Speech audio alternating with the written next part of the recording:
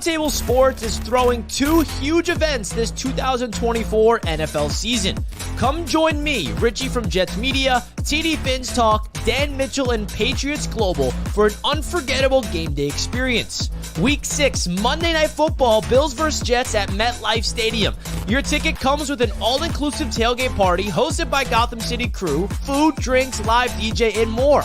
Also, come witness the AFC East Roundtable live in-person show from the tailgate. And last but not least, you will get access to the MetLife Stadium's turf for the pregame and witness the national anthem before primetime football kicks off. Our second event this year is going to be in Miami for the first time. Week 14, New York Jets versus the Miami Dolphins. We locked down our own private corner terrace at Hard Rock Stadium, exclusive for our group. Saturday night, join us at Miller's Ale House for an awesome meet and greet. Jake Asman will be a special guest for this event. Email us at afceastroundtable@gmail.com for more information on how to secure your tickets. What is going on, AFC East Roundtable? Welcome back. We all lost, so what's there really to talk about? Thanks for tuning in, guys. We'll see you next week. Have a good rest of your day.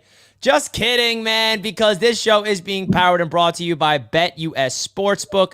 I appreciate you all tuning in. BetUS is the #1 online sportsbook on the face of the planet. We're very, very fortunate to have them being our sportsbook sponsor all season long. If you guys want to get a 150% bonus on your first deposit, you guys can use promo code YouTube150, and you will get a 150% bonus on your first deposit and 125 on your next two by using promo code YouTube150. Shout out to BetUS for being the sportsbook sponsor of the Roundtable all season long, baby. Let's get into business. Dan Mitchell, how you feeling, brother? Well, you know what, man? After that absolute beatdown that the Baltimore Ravens laid on us on Sunday Night Football, I have gone through all of the stages of grief. It was anger, it was sadness, and now it's really just on to acceptance.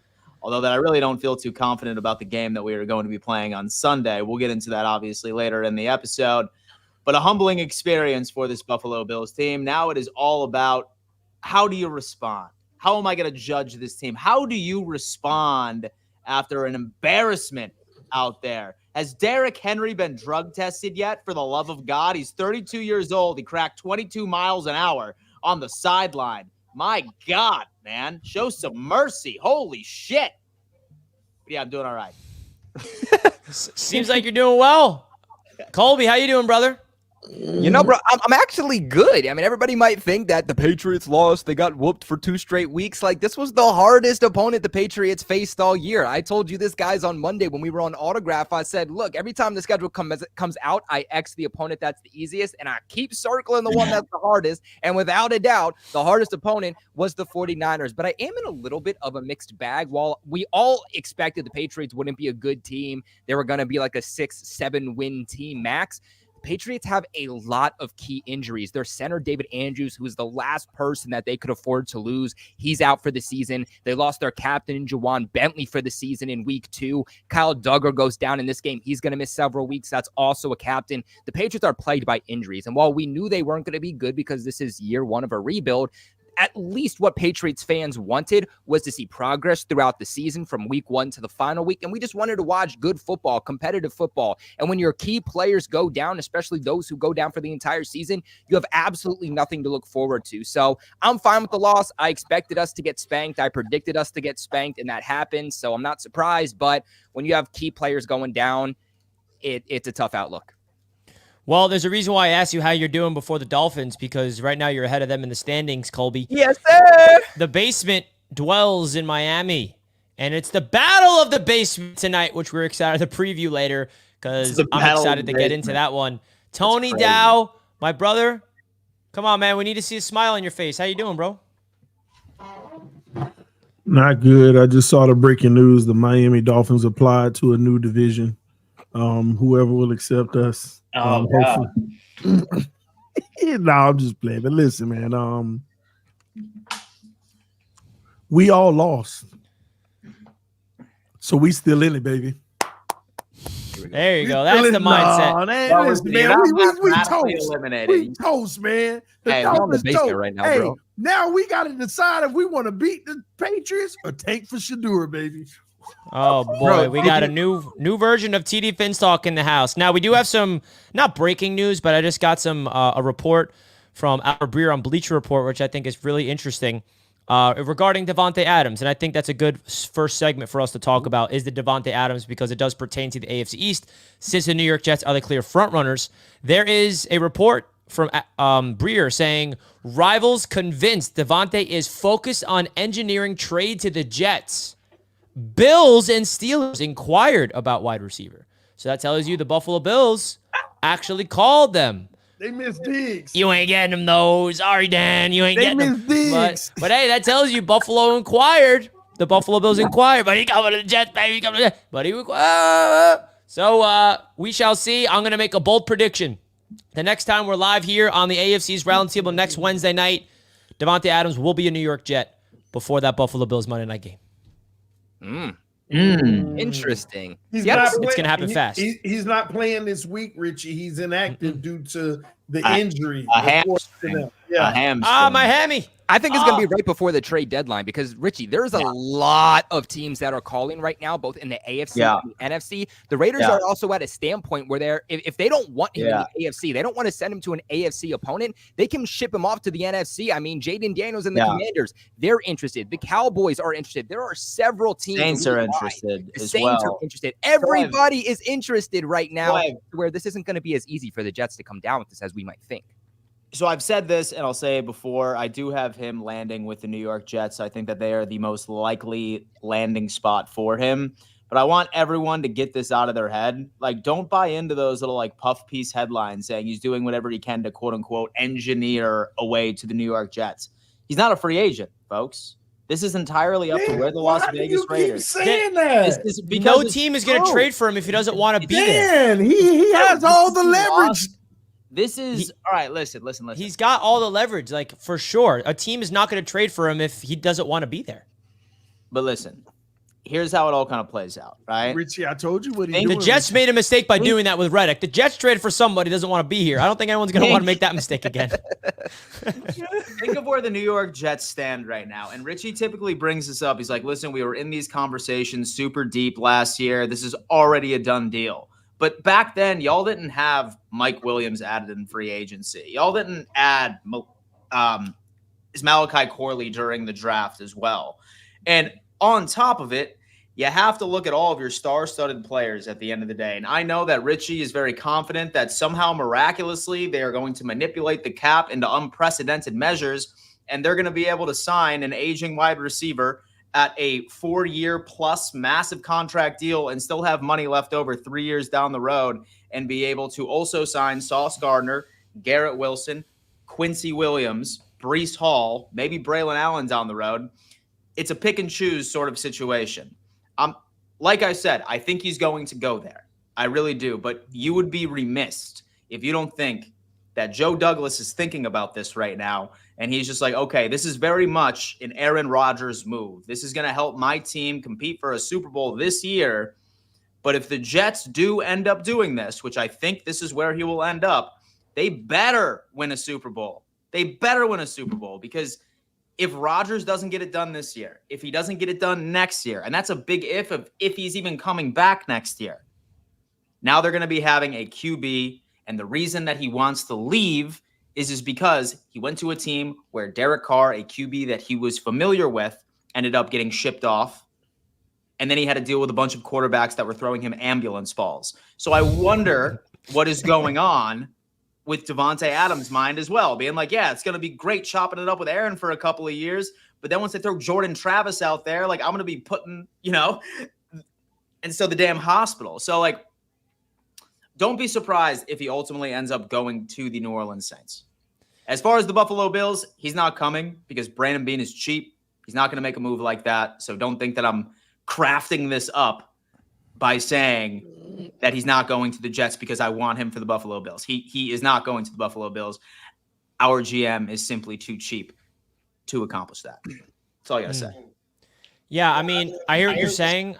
I just personally am not looking 3 years down the line. I mean, I usually am. That's because my Jets suck in the moment. So my only thing I have to hold on to my Jets is we'll be good in 3 years when everyone develops. I said that 3 years ago. Now all those players I love have developed and they're here and we have to maximize them while they're still on those rookie contracts. And you're right, Dan, if we trade for Devante, it's going to shake some things up. We're not going to be able to extend every single player that you mentioned for the long run when they become available.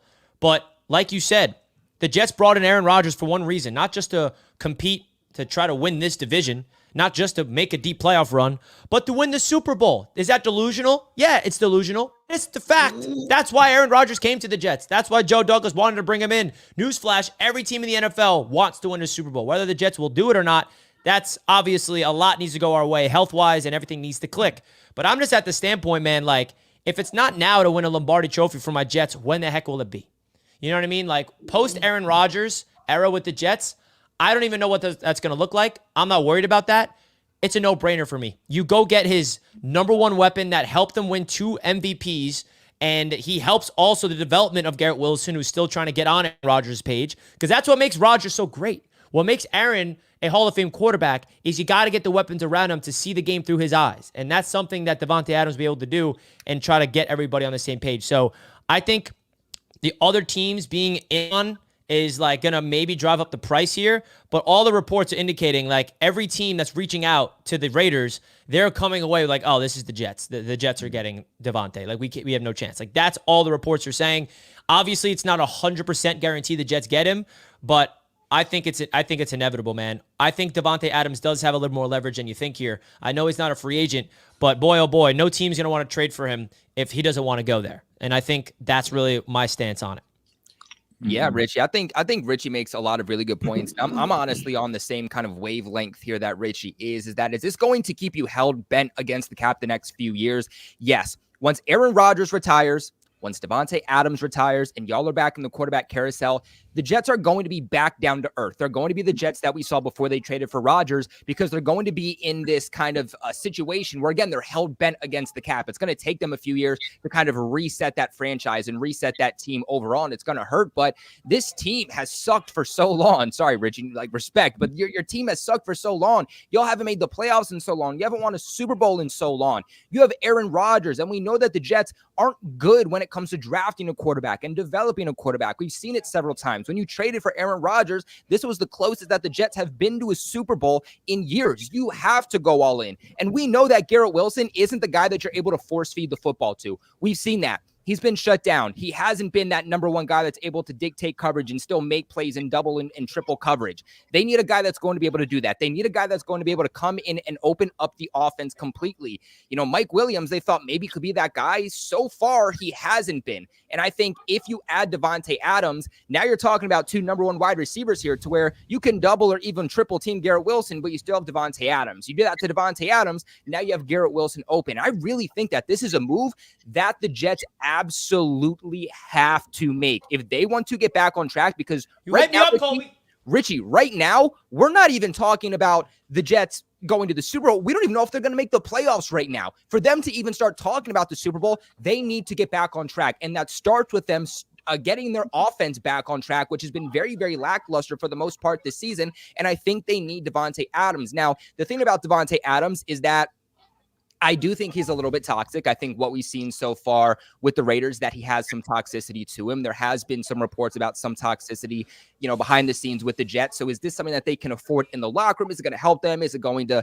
you know, kind of be another Achilles heel to them? I think that is the big question. Now, Graphic Grader, I'm not going to tell everybody what he told us, because he told us this behind the scenes in confidence, but he has some inside news. And let's just say that there is some toxicity when it comes to Devante, and I think players are also seeing that. And so I think that's one of the biggest questions. Fit right in with Aaron Rodgers. Is that a player that you want to bring aboard? Now, I also think that you have to hone expectations. If you do bring him aboard, you shouldn't expect Aaron Rodgers to be MVP. You shouldn't expect Devante Adams to be the number one wide receiver. I think he'll start to look a lot better, Devante Adams, but he's also 31 years old. You know, once wide receivers hit that 30-year mark, they start to take a decline. And I think we've seen that to an extent from Devante. Now, obviously, part of that is because he's a Raider too, in the situation that he's in. I think when he gets paired up with Aaron Rodgers, he's going to look a little bit better, but we have to understand too that he's not the same player that he once was. He's well past his 30s now, and he's kind of on the back end of his career.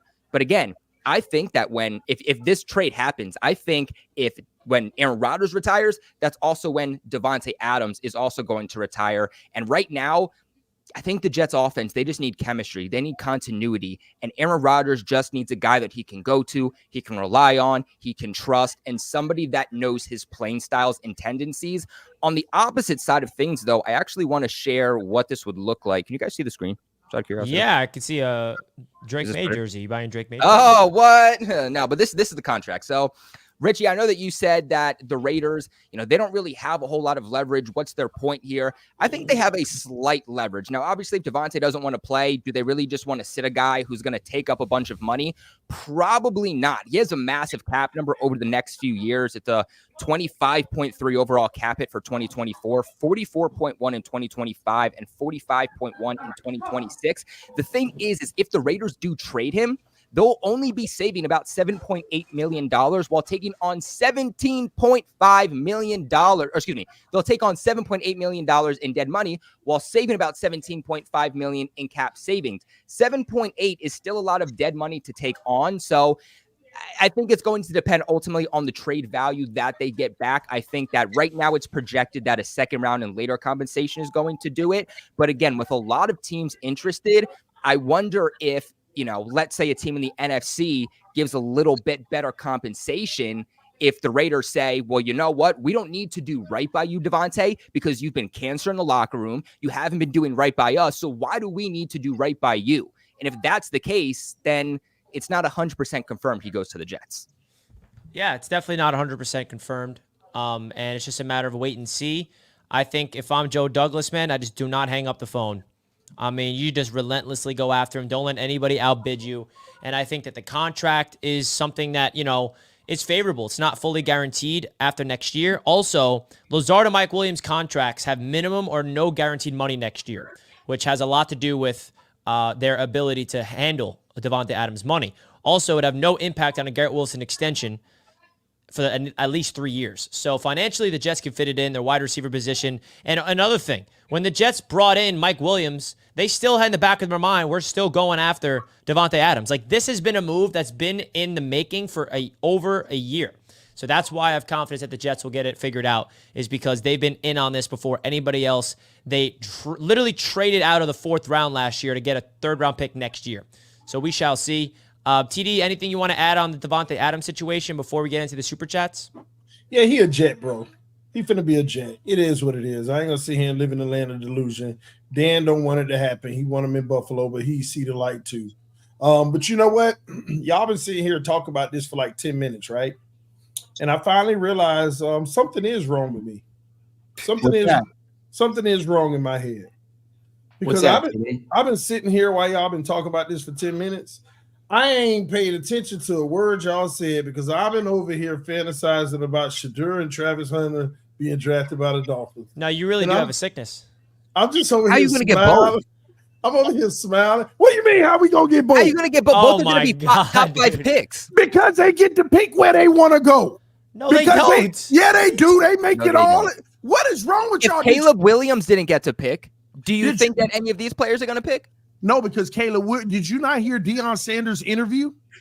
That's him speculating. No, I'm not talking about Dolphins. I'm not talking about Dolphins. Deion made it clear. They asked him, could you see yourself, because I know you want your son to be in the right situation. Can you see yourself pulling the Eli Manning? He said, I'm pulling the Eli. I'm pulling a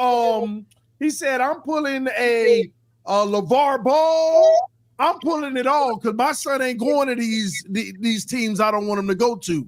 That's going to be an easy fix. He made that clear. And guess what? Shadur Sanders making $5 million a year in NIL. They don't care where they get drafted in the first contract.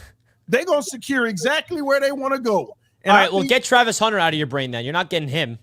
Travis can do the same two thing. players in the top 5. Well, what makes you think Miami is this attractable destination? We're not getting them in the top 5, Toby. We getting one of them. We're getting one in the top 5 and the other in the top 15. Y'all gonna see. Watch. It's happening. How much compensation do you have? All right, listen, dude. Honestly, like what you should do as well is fire Mike McDaniel and also Deion coming. He coming. I'm telling you. It's for the What's his record as like yeah, what's Deion's record right now? Like as like a like as a college football coach? Let me see.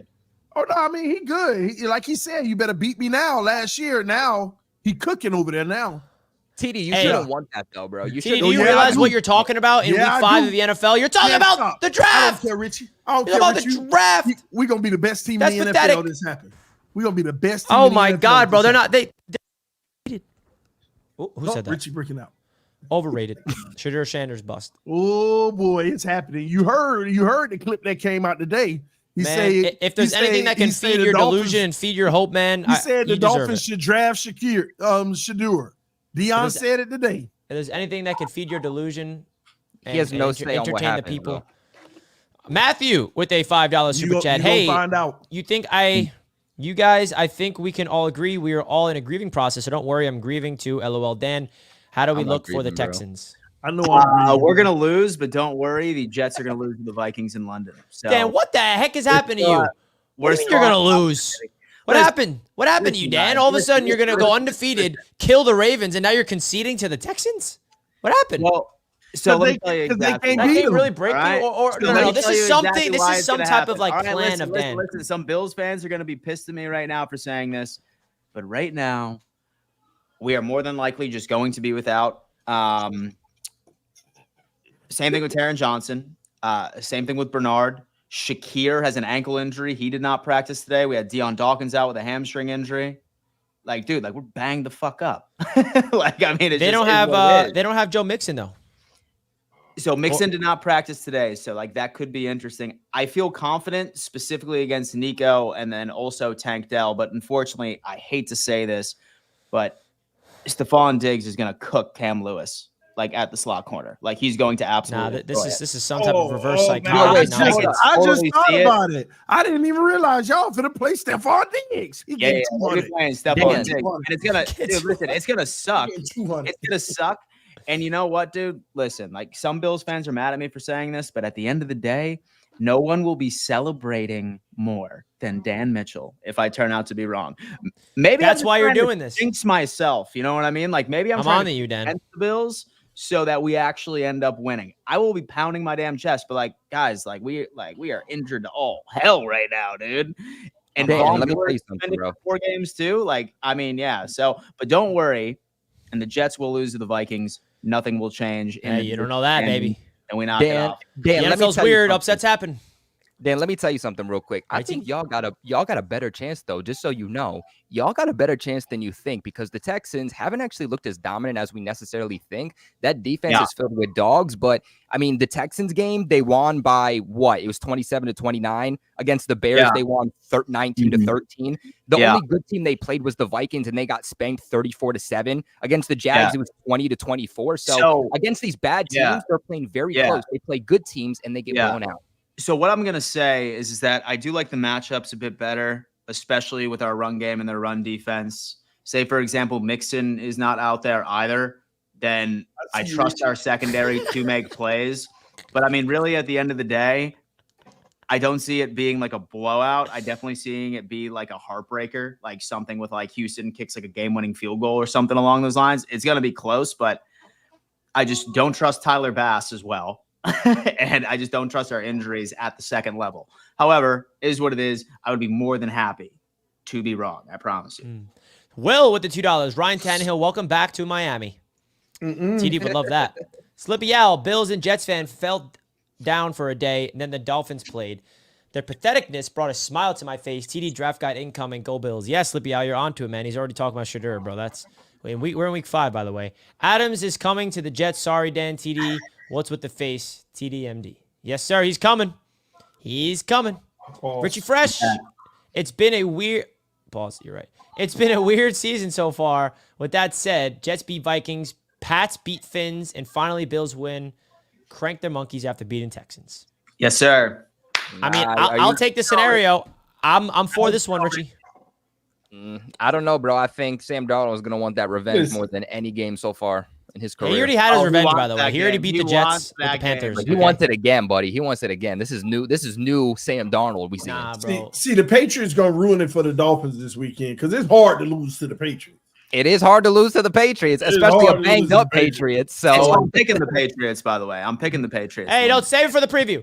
Flick Shorts with the $5. Tank for Cam Ward or Sanders, baby. Let's go tank the season and get them dogs and not to a weak brain. Is that to his brain in your profile picture, or is that like an enlightened brain? I can't tell. So wait, TD, real quick, because I'm hearing a lot of rumors right now. I'm not gonna lie, especially about a lot of wide receivers leading up to the trade deadline. And somebody I'm hearing a lot about is Tyreek back to the Chiefs. Is this real? Is this any realness to it? Listen, from what I heard today when I listened to Tyreek's interview, He's gone. we don't know if he'll be gone, but I think the team are at least listening to people. He's heard Make something. offers. He's heard something. His agent has had to hear something. The way he responded, he basically said, "Listen, man, I can only control what I can control. I want to be here in Miami. My family love Miami, but I do. My mom always told me it is a business, and I can only control what I can control. So his agent must have told him, "Hey, they are taking calls, but not that they're going to trade you, but they are taking calls." So Colby, that right there is the kiss of death. All right, like I could literally replace Tyreek Hill with several other wide receivers that have said that statement exactly verbatim. I can control what I can control. That's a huge red flag, knowing that he's probably out the door. And when he starts listing things off of why he likes to play for the Miami Dolphins, he mentions the weather. All right. If he's saying the weather, all right, then trust me, that's not enough for him to be saying there. I heard the same thing from Stephon Diggs all off season, and he said that verbatim. He said, I can only control what I can control. And Devante said that literally on Devante Adams. said that. What? No, yeah, Devante's gone, bro. And It's then, just a matter of where. no, it's funny though because Devante said that, and then a half hour the news breaks that he's officially demanding a trade. Yeah, bro. And then he's out this week with an injury when the injury is literally the fact that he just wants to be traded. But don't worry, the Dolphins have the second pick, man. Look, they're in the run for the second pick. So for all tank, baby, tank for sure. Hey, listen, and so for all future NFL fans, say for example, you ever get a star wide receiver and you hear an interview where he says the phrase, "I can only control what I can control," just know his time there is limited, my friend. All right, that's the kiss of death. No. PGZ with a $5. Bills put them in a coffin. Seahawks put the dirt on it, and the Titans laid the flowers. Who am I? Bills put them in a coffin. Seahawks put the dirt on it. And Dolphins. the Titans laid the flowers. It's the Dolphins. PGZ, man, with a poem, baby. Dr. Steve. Wait, go back to that. Go back to A that. riddle. Oh, that's Tua. That's Tua. It's more true for Tua than the Dolphins.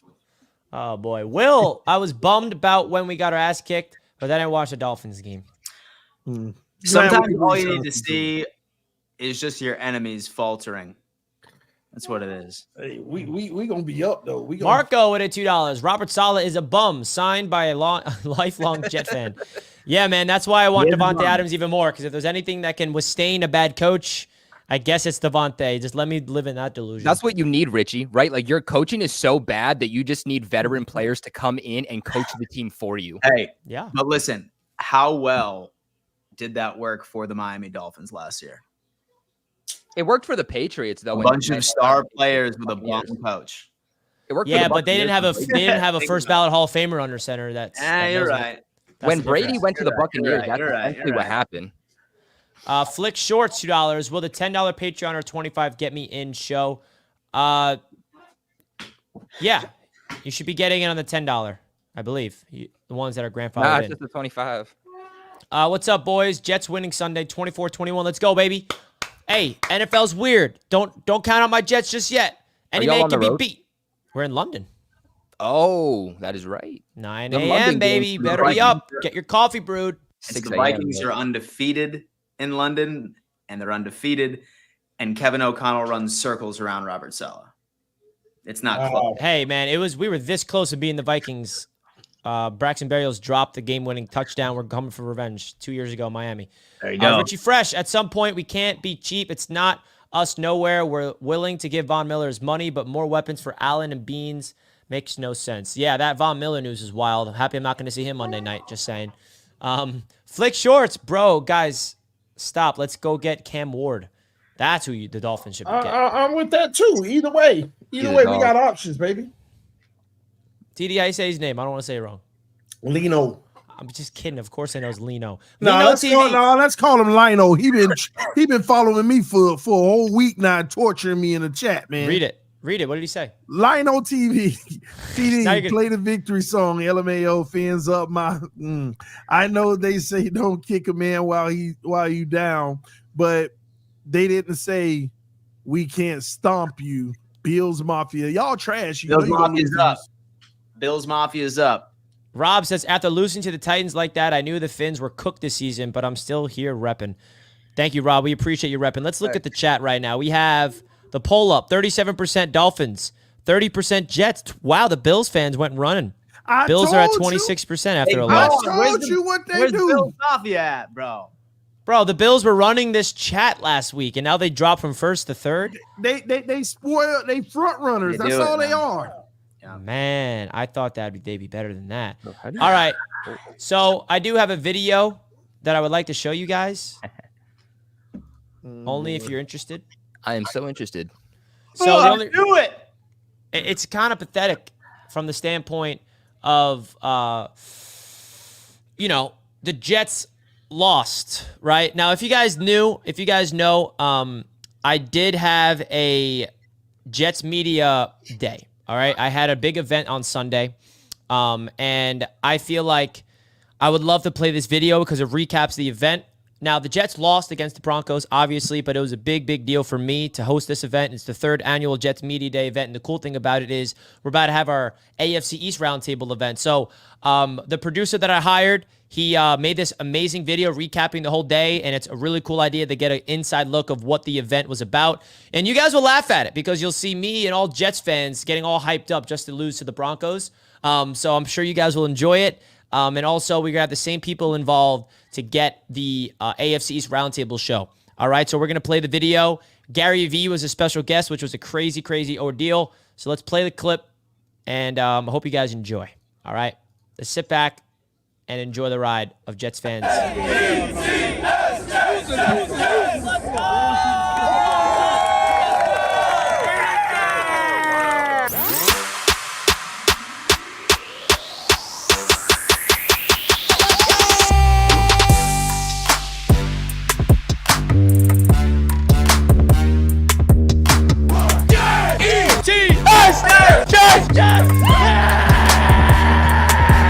here, baby. Jets Media Day 2024. We don't mess around. Let's go! I can't believe we lost this game, guys. Make my blood boil. We are live at Jets Media Day 2024. Yeah. We made it, baby. Let's go! Week 4 here, Denver Broncos versus the New York Jets. Shout out to everybody tuning in at home. If you guys don't know what this event is, this is the third annual event where we come to MetLife Stadium together. We have an awesome, awesome party hosted by Gotham City Crew, the best tailgate party for the Jets games, I guarantee you that. And then we're going to go into the hangar today, a private suite. All of us will be there, and then we'll go onto the field. And I'm very fortunate to have my buddy, my co-host of the Jets Media Podcast, Jack McGalley on here. Let's go, baby. Oh, my God. God. To be here on this wonderful, wonderful day for football. Comes down to TD Finstock is calling me right now because Oh, I'm talking no. about the AFCs. Maybe that's why. Stop. That's it. TD, why are you calling me? I'm live. TD, are you kidding me? I'm live. I'm talking about your Miami Dolphins right now, telling how trash you are. Tyler Huntley's trash. You don't even know what's coming. I'll see you in a few weeks, TD. You're interrupting the show. Garbage. I hung up on him. How about that, TD Finstock? Had to hang up on you. All love the TDs. Didn't even let him get a word in. I didn't let him get a word. I don't know if he's watching or he's asking. So I don't know what he's talking about. But Josh Allen is playing like an MVP. He's the front runner right now. But we know who's coming for him. That could have been a call about the roundtable. Could have been a call about anything. You're like, dude, the Dolphins are trash. You're interrupting the stream. We got Gary Vee in the house. Say what's good. This is the ultimate shout out. Everybody, I just got one very simple thing to say. Mike Williams Mike Williams in the house. is about to fucking explode on the Broncos Nation. He didn't. And I'm excited to be here. How He are actually you? led Let's the go. Jets. You're live on Jets Media right now, Gary. I want to get your thoughts of this game. What's your score prediction? What's your thoughts of Aaron Rodgers maybe turning the clock back? Is vintage Aaron Rodgers back or what? I think it's just a trap game. Oh gosh. Yeah, I think a lot of Jet fans, if you've been around for 4 decades like I have, know exactly what we might be walking into. And so I think for the deep diehards, it'll be interesting to see if this is a different team, right? Like, you'd like to see us go out and win 23-7, 19-6, something like that. But it's gloomy as fuck. Like it wasn't supposed to be like this, and so I'm already a little bit worried. But that's just my scar tissue of the last 4 decades. All right, so what's your score prediction and Aaron Rodgers stat prediction today? I mean, Aaron's going to be efficient today like he is. I'm worried about Surtain. They've got a really serious corner there, so Garrett Wilson's got a tough matchup. I'm going to go 19-18. Greg Zuerlein, 52-yarder at the buzzer to fucking win so it. close. Go! And as far as Aaron's going to go 19 of 25 for a $197. Conklin's going to explode again. Conklin's going to explode Efficiency. again. Gary, thank you so much for coming on. Big Thank you fan so of much, yours, dude. and let's go Jets. Thank you, man. Man. Can the Jets make it into an AFC championship game like they did when we were half the age we are now? That would be something magical. Obviously, playoffs are an absolute must, but I need more. I want more. I need more. We need more. Screw just making the playoffs. We need to make a run. I'm saying AFC championship, dude. That's really what I'm saying. You'll say AFC East championship. I'll say Super Bowl because that's what Aaron Rodgers is here for, baby. Now, am I getting ahead of myself? Yeah. Do I care? Absolutely not, because that's why we brought in Aaron Rodgers. This roster that Joe Douglas has assembled is built for one reason and one reason only. It is to go after the damn Lombardi trophy. And I really believe if we have the version of Aaron Rodgers we saw on Thursday night all season long, I mean, this Jets football team can be dangerous. We just finished up the epic live show. Now we're going to go around and get everyone's score predictions before we head into the stadium. And you guys can get a little taste of how insane the Gotham City Crew tailgates really are. Let's go. We'll be here on Monday night next week.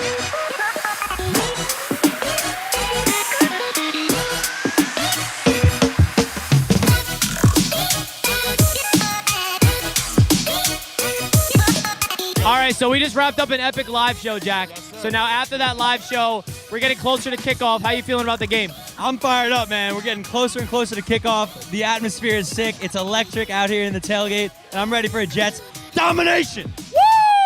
I know when you're watching this, you guys know what already happened in the game. So, you guys are already understanding if the Jets won or not. Give me your score prediction for this game. I got 27-6 Jets. This is the Brees sad Hall's gonna part. score 2 touchdowns and have over 70 receiving yards. Richie, I think it's been Okay, I like a Brees Hall game. I like it. Let's go. This is where everyone My picks it. prediction is Jets 34, Broncos 17. Wow. I got 21-17. Jets are going to win. Let's go, Jets! 35-3. New York Jets. Jets.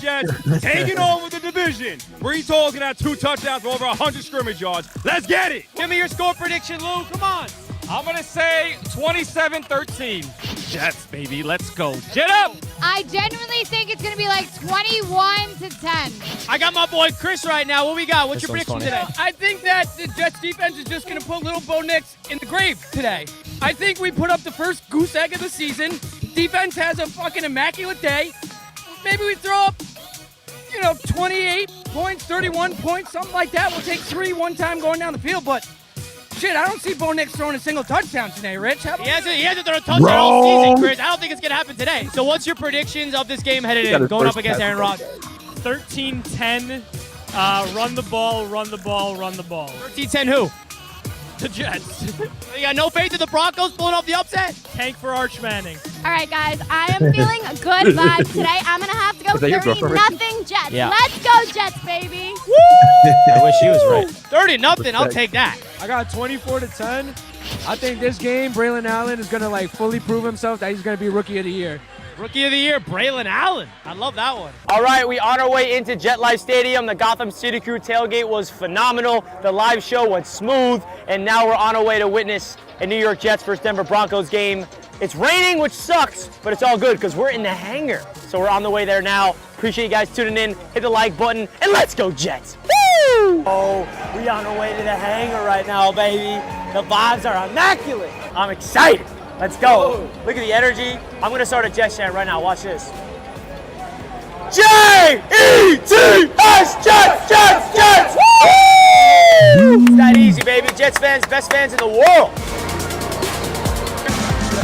All right.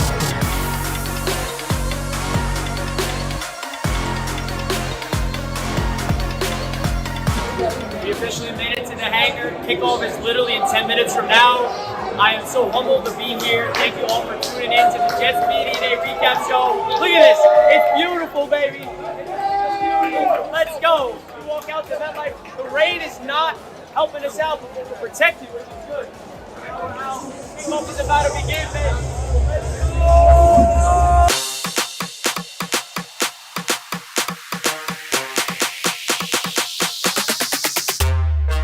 Man, this is a defensive, gritty battle. Not even a first down yet in the first quarter. The rain is affecting this one. I mean, the Jets got to score, though, right now. Come on now, all right? The rain is an impact. Defensive, gritty, no points, no first downs. Aaron Rodgers, please make a play, please. Yeah! Let's go! Let's go! Let's go! Yeah! Young kid into the game. Get the young kid into the game. All that for a field goal. Literally.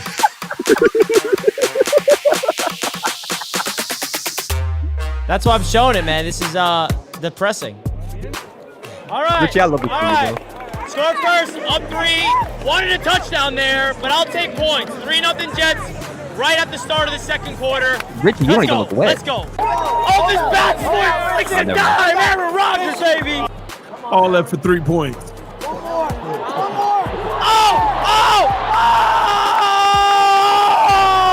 What a catch! What a dive! Mike Williams!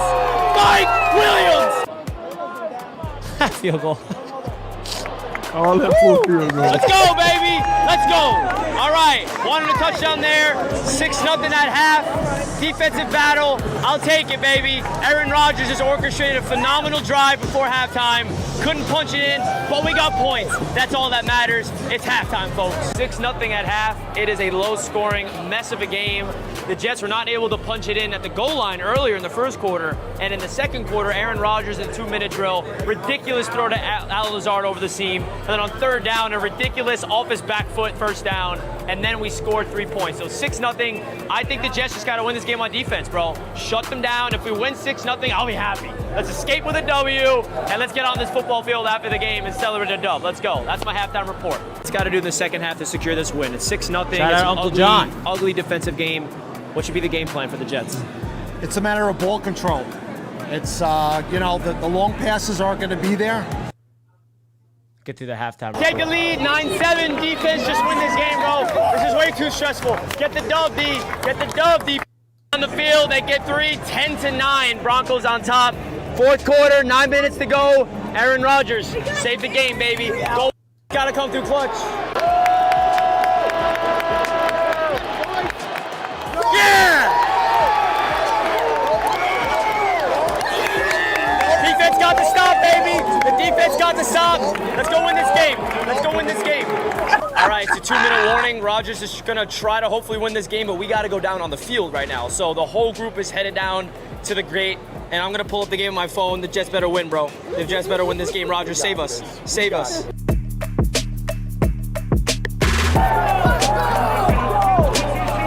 He missed the field goal. Aaron, you got to get in the field goal range and win this game, bro. You got to. No excuse. Miss field goal. Let's go win this football game, bro. And let's get on the field. Come on. Greg Zuerlein for the win.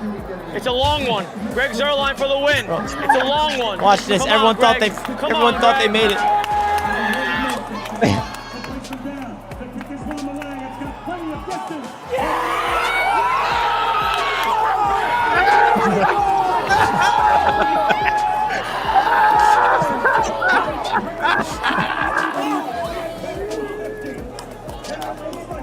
Greg couldn't come through, man.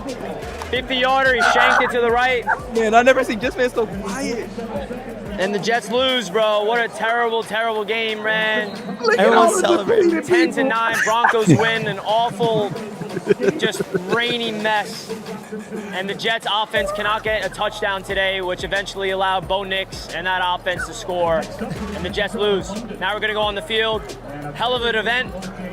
Hell of a video here. I'm sure you guys enjoyed it, but man, what a heartbreaking loss by the New York Jets. Heartbreaking loss. Richie, man, I feel bad for you. I was so upset heartbroken right now. Look at these miserable fans going. Y'all walking in with your I'll heads be down. honest with you guys, man. Getting onto the field after Dan, the you're L. I needed that win, bro. But hey, it's a long season. The Jets are 2-2. I'm not going to say the world is collapsing yet, okay? Not just yet. You guys know me. That's not going to break me. Well, let's get on this field. It's not going to break it, man. Look at that. He hyped himself up. Oh my God.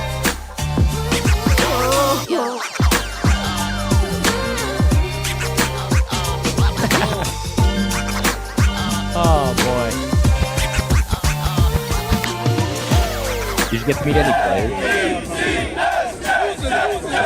Players up there.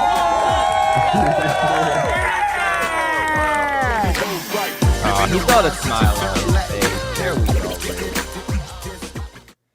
Oh man. So, Richie, so a quick question, man. What's your record when you host Jets Media Day? 1-2. 1-2. First Jets Media Day was the domination against the Dolphins, 40-17. Oh man. And then we're on a 2-game Stop losing it. streak. Why y'all played us? But Richie, anyway, man. Richie, You do. them two women behind you, Richie, they thought y'all won. That was Bro, I know my mom, because we were watching on the TV and the screen was so small, and you saw me. I knew he missed it, but then I had to give a second glance because everyone was cheering. I'm like, wait, he hit it? Man. He hit it? I'm like, no, he didn't. Why everyone? Oh man, it Richie, was man, it was look, tough. I'm gonna be Y'all honest. trash, bro. Y'all beat the Patriots. Y'all spanked the Patriots and went in talking about Super Bowl and AFC Championship game, and then y'all left the stadium, bro, looking like this, bro. Y'all left the stadium looking like this with your Not to faces. mention with the weather, bro. Everyone was wet. Oh, dude, Kobe, it's just Kobe, they were so lined frustrating, up. man. They were Hey, lined man. up on the wall. Real You talk, saw though. Richie, bro, I'm proud of you, though. I'm proud of you. That was awesome for you to go in with your head up. I mean, yeah, you got humbled at the end of the day, but you did something special for Jets fans and Jets Nation. So at the end of the day, was you lost beautiful. the game. You lost the game, but morally, you won, Richie. So props to him for that. Hey, Richie, And- man, you put on a production, bro. You did a heck of a Yeah, job. man. no, dude. Listen, it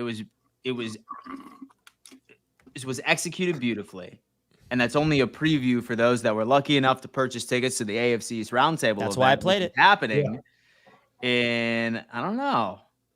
I'd say about 10 Hey, days. but 10, you know what 11 days. We're You gonna know see what- a you know what? video just like that, but with us four and everyone that Just- purchased their tickets. So like, Just You, like you know what I it- like about the AFC East Roundtables event? what's that? We're gonna go on before the game, so we don't have to miss nothing at the end. We are. yeah, that's the Yeah. one thing you have to leave. You have to get there by the 2-minute warning. So like, we had to leave when Rodgers got the ball back to try to go win the game. But I just want to say to everybody that came through, I really do appreciate it. The blood, sweat, and tears, and the amount of planning that it takes to have an event like that. It's a lot of work, and for it to go that smoothly outside of the factors that's completely out of my control, which is the weather and the Jets' performance. I thank you all if that came through, and it was good to finally get to the event and get it all done, and it went extremely well outside of the Jets winning, man. But now we move on to the AFC East Roundtable event, which is on Monday night against the Jets and the Bills. And by the way, if there is anybody that's interested in coming to the event, the tickets are sold out, but there are tickets available. And let me just fill you guys in on what I mean. So the tickets that sit with us are sold out, but if you guys want to come to the event and come to that Jets-Bills Monday Night Football game, Gotham City Crew, who's the tailgate people who we're going to be partying with, they actually got the hangar for that game. The same suite that I had for Jets Media Day on Sunday, they rented that out. They have tickets for the hangar. So if you want to come to the event, you guys will be there while we do our live show and be there for the entire pregame party. But you won't be seated with us. You'll be seated with the Gotham City Crew in the hangar. So if there's anybody that is interested in going to the event, we still have some tickets. If you guys want, just email us and I'll give you guys the details. So that's really the update. And also, of course, we're going to Miami for another event, which is later in December, which is going to be a lot of fun. So appreciate you guys and all the support. And now we just move on. Now we just got to hopefully win. Damn. King Lowski coming to Miami. That's what he I'll said. see He bums was in going to Miami. Right, in Miami. I'm looking forward to that because we have our own little space there as well, which I'm looking forward to. Yeah, bro. TD's going to be in my little studio. terrace. We're going to do a show here, TD. Oh, yeah. I'll be there, Richie. Look at that. The studio's finally coming together, by the way. We got a couch in here. Come on now. Nice. Damn. It's Hey, all I coming together. I ain't sitting on that couch, Richie. Why not? I don't know what you be having going on that couch. I'm all right.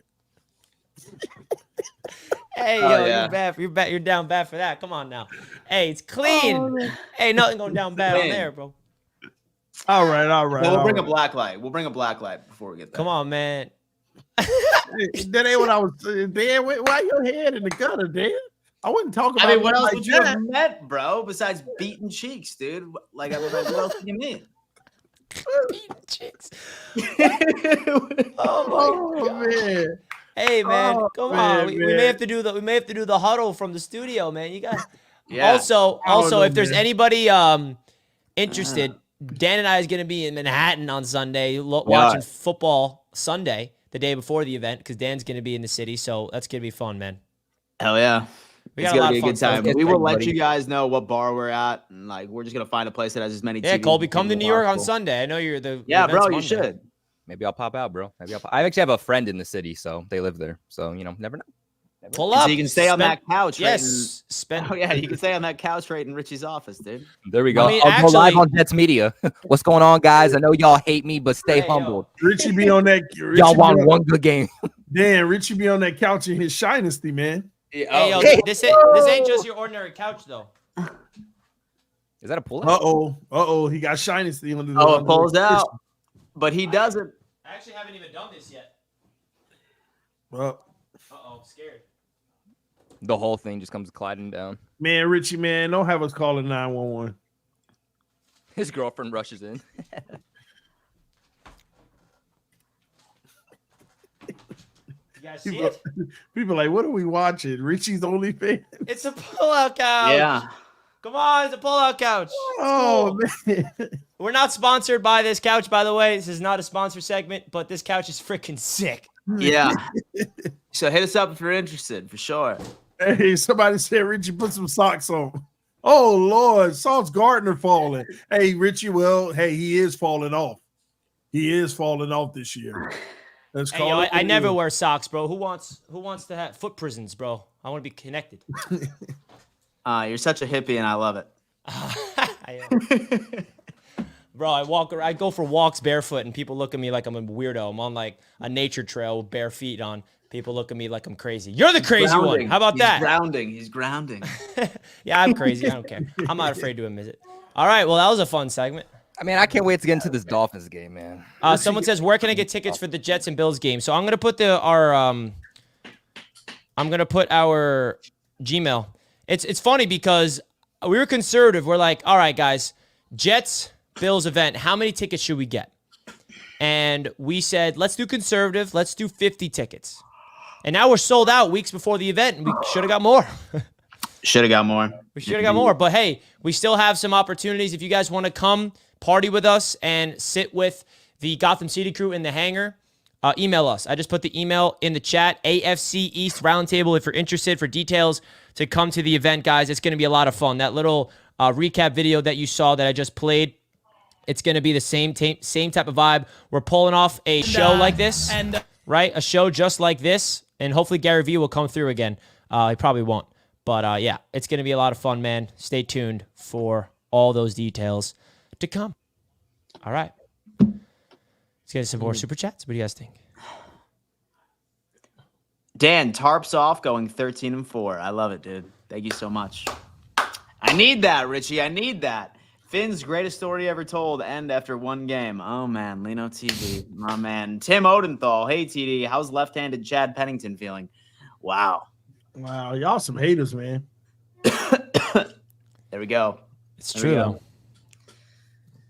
And so I am back watching the show. I still hear rep the Dolphins. This division has a lot to prove. One team in the division will make the playoffs. Just one. Yeah, that's how it's projected right now. It's not even unrealistic.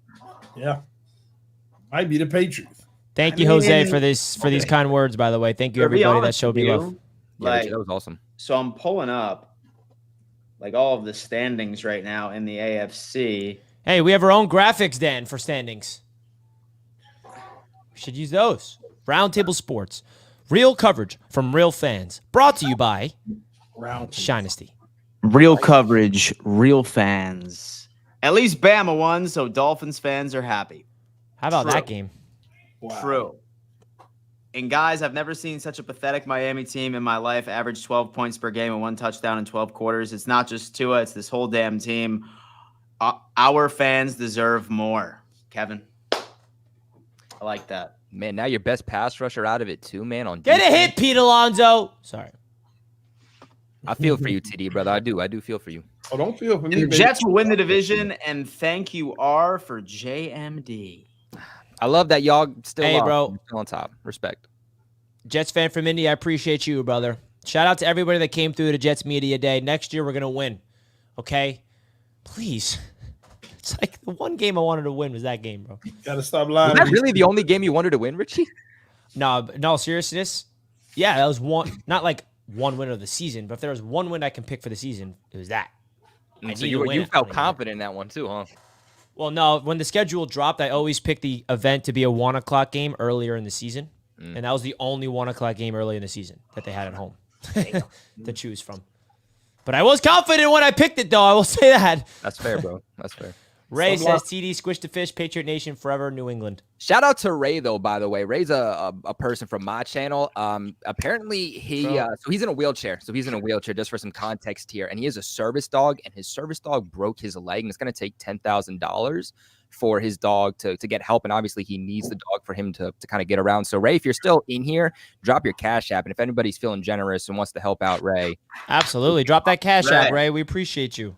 Let's go, Ray.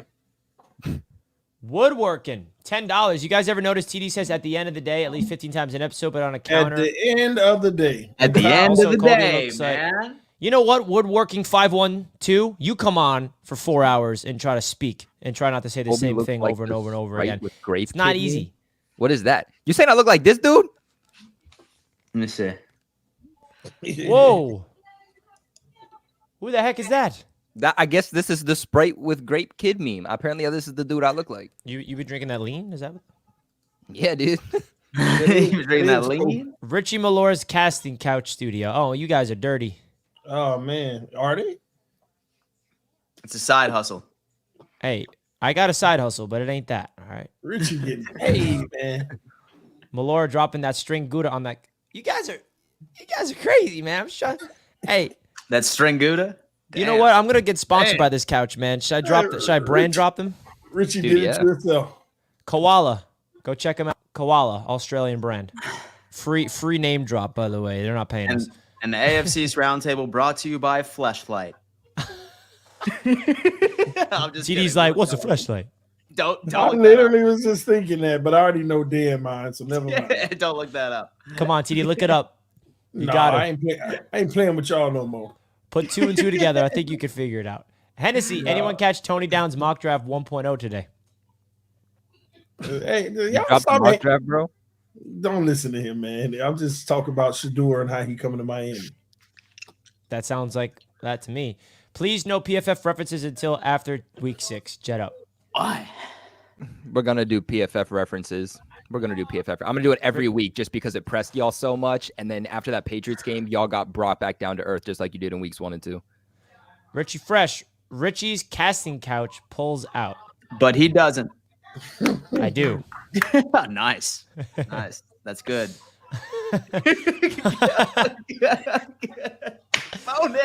Bo Nix at 60 passing yards. Well, guess what, Swank?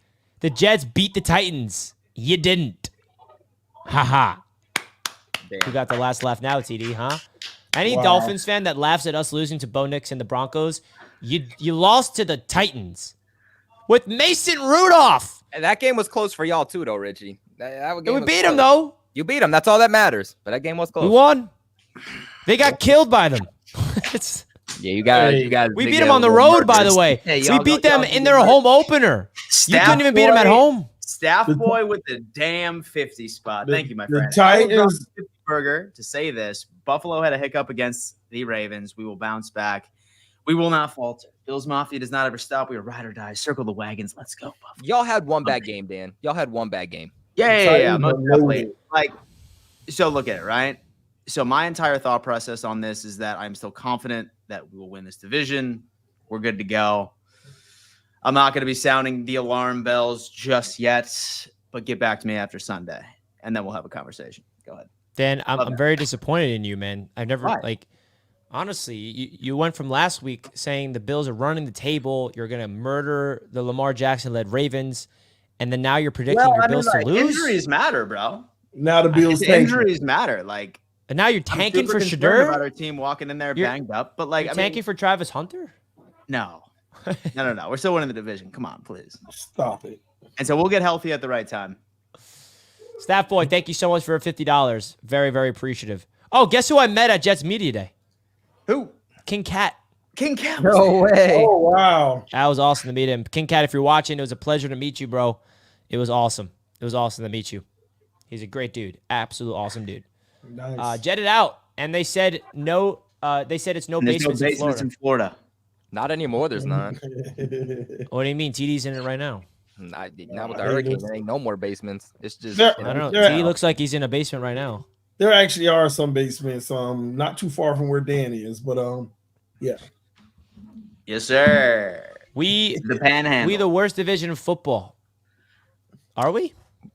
No, we not may by be a one of long them. shot. I don't know. So really, anybody thinking close. that like this like AFC like playoff picture is solidified? Like you look at every single division in the AFC, and it's essentially a carbon copy outside. Well, I mean, really, everybody is because every division outside of the West. So the leading team is 3-1, and second place is 2-2, and third and fourth place is either 2-2 or 1-3. So like it's yeah. If the season ended today, the Jets and the Bills would face off in the playoffs. By the way. They would. But the season does not end today. It's not end today, baby. Glenn with the $5. Mr. Glenn. Leave Richie alone. You know he lives with his girlfriend. He needs a place to sleep during the rough times. Yep. Gosh, I walked myself into this trap, didn't I? Yeah. New couch. Glenn, thank you for the super chat. Jets lost to Bo Nix. Hey, TD. And you lost to Mason Rudolph. Hey, the Titans are loaded. Are we gonna start laughing at? Are we gonna start laughing at Baker Mayfield and the Bucks for losing to Bo Nix too, or is it just the Jets? Asking for a friend. I'm gonna be honest though. I think that honestly, Mason Rudolph gives that team a better chance to win. Yes, they do. Yes, he does. You're right, Kobe. Tony, Mr. Clean is on borrowed time. Let's effing go Mets. Hell yeah, Tony. We gotta get out of this inning, baby. Man, this is a great time. The Knicks get Karl-Anthony Towns. We're winning the NBA title. The Mets are about to go on a run to win the World Series. And my Jets can win the Super Bowl. It's 1969 all over again, baby. Woo! Richie, I know that it was, rainy and slippery when you were at Jets Media. Did you bang your head? What do you mean, bro? I'm watching my Mets about to advance to the NLDS, hopefully No. today. I was talking about the Jets and the Super Bowl The thing. Karl-Anthony Towns edition, it levels us up. Boston sucks. And now the Jets, baby, getting Devante. I mean, it's all right. The Celtics are repeating. Nah, bro, they had their time. Congrats. They back. Richie, did you meet Fireman Ed? What do you guys think? Have I met Fireman Ed? Yes. I think so. TD, do you think I have? Yeah, I'm sure you have before. Let me know. Yep, there he is. Bang! Fireman Ed, apparently a big fan of mine. I was like, Fireman Ed, I love you, man. Like, he's like, no. And he just went on this rant about me. I was like, what? I was like, you know me? That was a cool moment. That was in Las Vegas when we took this picture at a casino. Cool stuff. Nice. Fireman Ed. How much is a guarantee worth? Asking for a friend. Man, get out of here. Hennessy. I mean, it's true though. Oh, get there. Yes. How much is a guarantee worth? Well, because I guaranteed. Because you guaranteed a dub, man. Oh, don't worry. I have the receipts. Oh, do you now? Well, we'll get into that later. I do want to get into some odds on BetUS Sportsbook because it is the number one online sportsbook on the face of the planet, as you guys know, right? Come on now. They have some specials on theirs. All right, they have some specials, and we talked at the top of the show of Devante Adams. We did. We talked about odds on BetUS of where Devante Adams is going to go, if not the Raiders. The New York Jets are the clear favorites at -175. What? Yeah. Dude, no. How are the Chiefs second? That makes no sense. No, they're not second. They're not second. They're not second. They're not in order. So second is the Saints. Saints is at +200. Third is the Steelers. Who the Commanders are actually third at +300. I don't know why it's not in order. But the Jets are the clear favorites. They're the only one that has minus. The rest are a plus money. So the New York Jets favorited to get Devante Adams. If you guys want to place your bets on where Devante Adams is going to go to BetUS. Use promo code YouTube150 to receive your 150% bonus on your first deposit, 125% on your next 2 deposit. Big time shout out to BetUS Sportsbook for being the sportsbook sponsor of this channel. They also have some interesting other bets. Week 5 Thursday specials. Will there be a successful 2-point conversion? Yes, +130. No, -175. Cool Thursday night bets. I think, will there be an octopus? TD, do you know what an octopus is? Yeah, it's a creature in the ocean that has a lot of tentacles. Man, what is y'all talking about, man? Well, look at this prop. It's +1200 if there'll be an octopus tomorrow night on Thursday Night Football. I'm not making it up. What does that mean? Do you know, Colby or Dan? Wait, so hold on. I did know it was last year when someone. Don't the Buccaneers have like an octopus or something? Like that's like no. So basically, I'm pretty sure it's when an octopus is when, say, for example, Bijan Robinson gets a touchdown, and then they go for 2, and then Bijan Robinson gets a 2-point conversion. That is indeed an octopus. So it's a player scores a touchdown, and that same player. TD, why are you shaking your head? I don't believe there will be an octopus then. So you don't think so? I don't believe there will. TD, no octopus tomorrow night? Could be. Man, that's crazy, man. Why? An octopus. You never heard of the octopus, bro? No, that's the first. But like, why? Why what? Why is that something? It's betting. I mean, it's unlikely. So that's the betting world. Oh, so this is like official. Yeah, look up at US. It's right here. So is it just that team, or is this something any team can do? Any team on the Buccaneers or the Falcons tomorrow night. Well, that's new to me. So this is a term called octopus. So if Devin H. scores a touchdown and he gets a 2-point conversion, he got the octopus. Yes. All right. Well, we I learned because they get 8 points. Get it? All right. I see James winning the Super Bowl. I got you. I learned that in the Super Bowl prop. That was a big prop bet in the Super Bowl. Like, Super Bowls, they always have crazy prop bets. I saw the octopus bet. I'm like, what is an octopus bet? And then I found out, and I thought it was cool. And now they have it for Thursday night. So, guys, put your bets. Watch there be an octopus tomorrow, and we're going to come back and be like, told you. I didn't make this up, bro. Everyone thinks I'm making this up. It's literally on the website. So, check out BetUS to receive an octopus. Octopus. All right. Do we want to get into that receipts video you made, Colby? Do you have it queued up or what? What do you want to play that? Colby a hater, man. No, look, hey, bro, I'm not hating at all. But look, I am the only one that said the Titans were going to win. This is, by the way, guys, this is no hate whatsoever. I love TD. I got nothing against Dolphins fans. I really don't. But I was the only one that projected it, and TD really, really, really was confident that the Dolphins were going to win his game. And so, man, looking back on that autograph video from Monday, I was like, damn, both y'all Dolphins creators were going in on how confident you were. So, yeah, I'm ready to do it. Yeah, I mean, I picked the Dolphins in that game before the game started because I felt bad, but in the show that matters on Bleacher Report, I picked the Titans. Now, does that happen before autograph or after? Before. It was on Thursdays.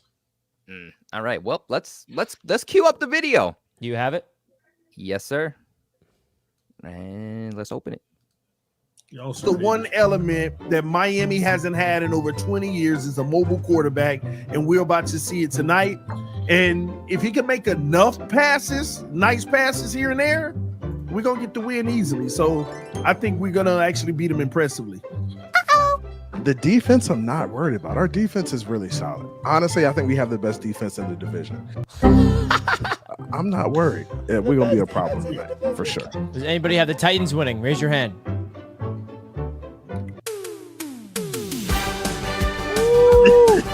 at that.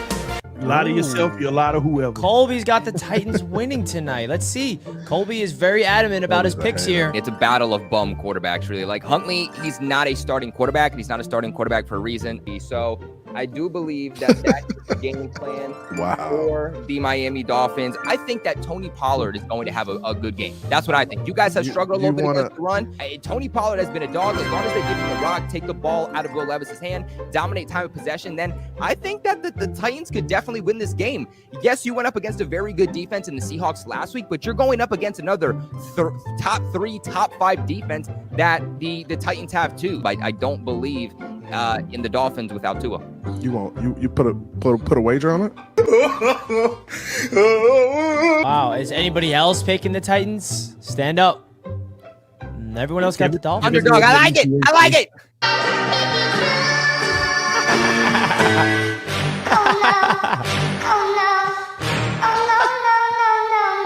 Oh, Golden.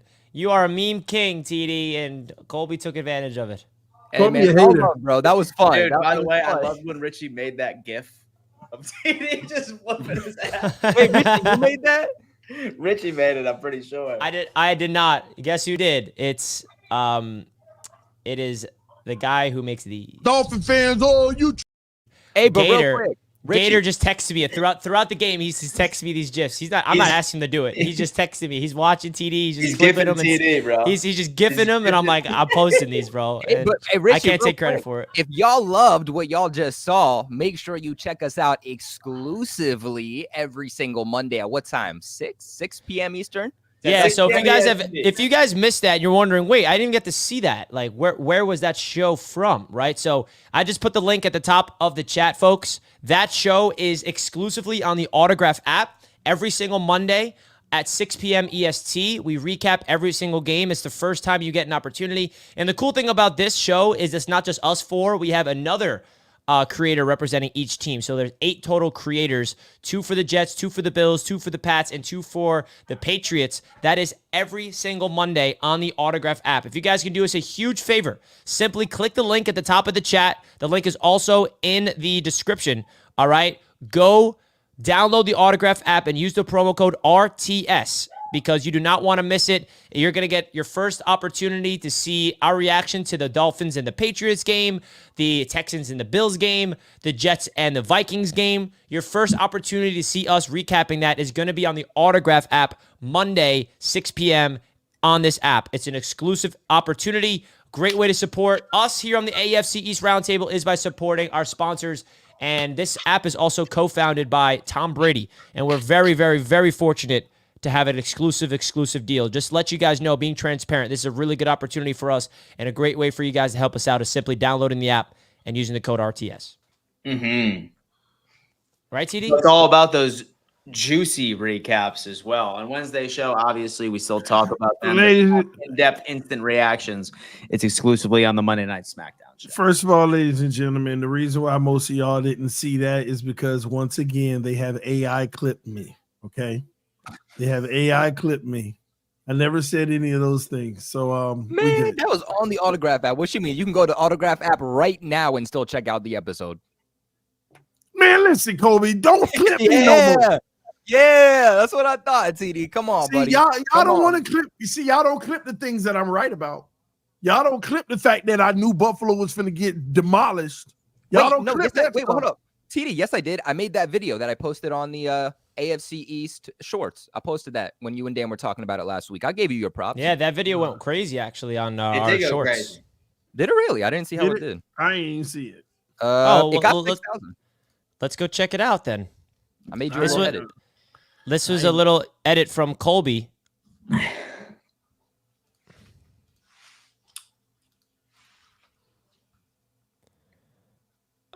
Can you guys hear it? No. Yeah. There we go. But y'all Is Josh Allen? now, if this was in Buffalo, please get to work right now, please. if this was in Buffalo, I might have even given y'all the game by 3 points. But y'all ain't going to Baltimore winning this game with a team that got their back against the wall like that. No, This it ain't Ravens happening. team has not looked good all season. Oh, you know what, Dan? They has didn't not look looked good. They haven't looked good all season, and then they said we can't go down 0-3. They took care of business, and they certainly aren't going down 1-3. They're going to be 2-2, right back in the fray, like everybody know they should be. And this is the game they do it. And on top of it, this is what I be talking about. This is not only the game that they do it, but the game they get respect again. Okay, they had a rough start. It looked like they get back on track with a win with the Cowboys and the Bills. Now, if this is in Buffalo, please get to work right now. That's right. That's right, Dan Mitchell. Start paying attention to facts, Dan Mitchell. I mean, bro, you were Nostradamus right there, dude. I mean, I'm always they punched us in the damn teeth. It's rightfully so. It was worse. Maybe you were correct. You get a good clip, TD. I mean, so I only wish that you would have given it a guarantee. There you go, TD. See, we don't just clip you when you're wrong. And so I only wish that you would have guaranteed a Ravens win. Oh, stop. That's all that I needed. I guarantee a Patriots win. You guarantee a Patriots to beat you? No, us. But man, it's hard to lose to them.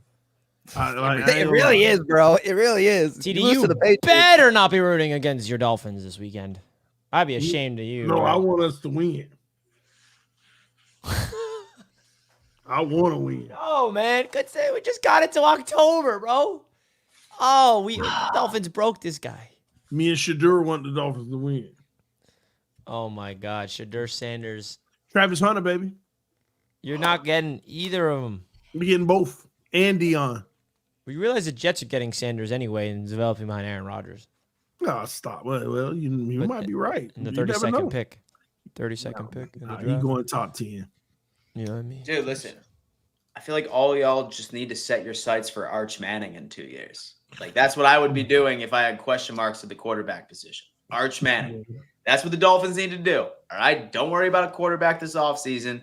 Just roll out bum Tua for one more year and get you. That's what that Broncos fan said. Arch Manning. When I interviewed the Broncos fan at the Jets Media Day game, I'm like, who you guys win? I got the Jets winning. Jets winning. He's like, tank for Arch Manning. He said tank for Arch Manning. Bro. Well, I mean, dude, he's not going to be in the draft for like 2 years. So, I know. Yeah, he's not going to be in this next one. But he's going to be damn good. And it's not just because he's related to the Mannings. He's really good. You think that has to be a reason? Their contract is going to it helps. So. You know? It helps that he's related to Peyton.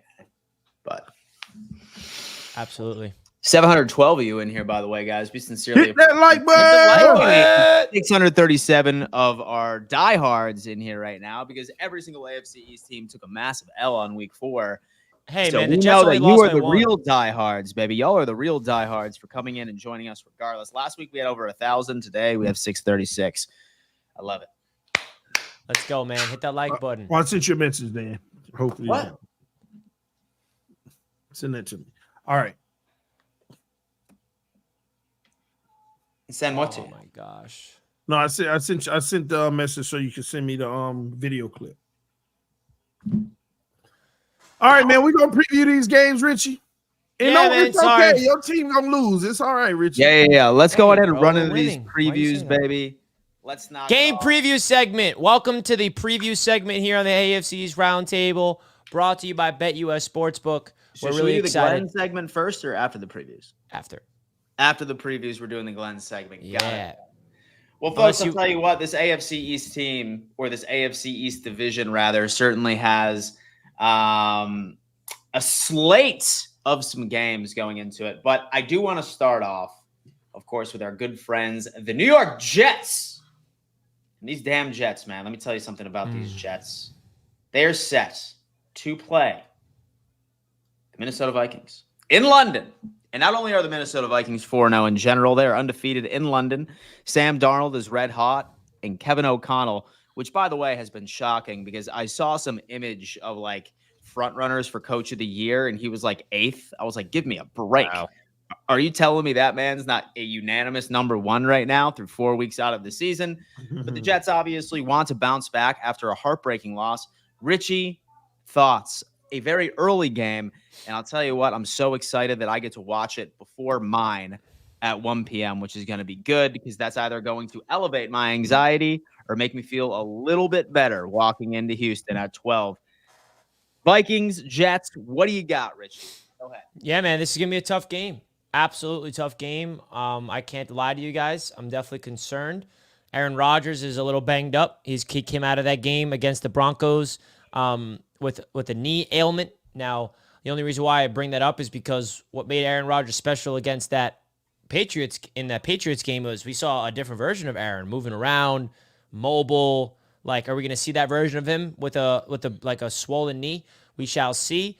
Listen, man, this has to be one of those games where the Jets have to come together and look at adversity straight in the face and be able to come together, because I'm hopeful that game against the Broncos was an outlier from this perspective, because everyone's talking about the cadence issue and, the coaching staff not holding this team accountable and the penalties. But the one thing I will say is I don't want people to pretend that false start issue was an issue all season. We had one false start in 3 weeks, and then we had 5 false starts in one game. I'm hopeful that is not going to be an issue, because the Jets have to make sure that they cannot get false start penalties.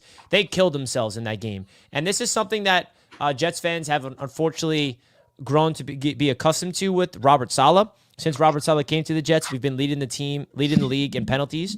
So the Jets got to be able to not beat themselves, because that has been a big, big issue, man. Penalties. Please, please, please do not hurt yourselves with those undisciplined nonsense penalties. That's number one. Number two, these Minnesota Vikings, they're legit. Sam Darnold's playing like MVP. It's crazy stuff here. Now, the Vikings defense, they give up the most passing yards in the entire NFL.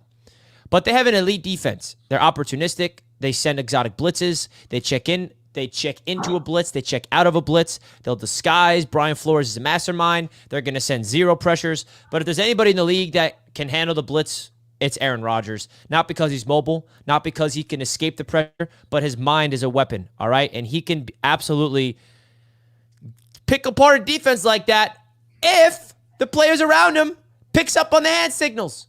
Why do you think Aaron Rodgers and the Packers ended off their time together not on the same page in 2022? It's because that was the first year Rodgers did not have Devante Adams, and they had all these new young receivers, and those young receivers were just not on the same page with Aaron Rodgers. Aaron Rodgers demands greatness. He holds himself to a standard. He holds his teammates to a standard. And if you don't abide to what Aaron Rodgers says, we're not going to achieve new heights of greatness. And right now, this team is not right now on the same page. Now, we saw a glimpse of it against the Patriots, so there is some signs. Okay, we've seen flashes of really good offensive play with Rodgers.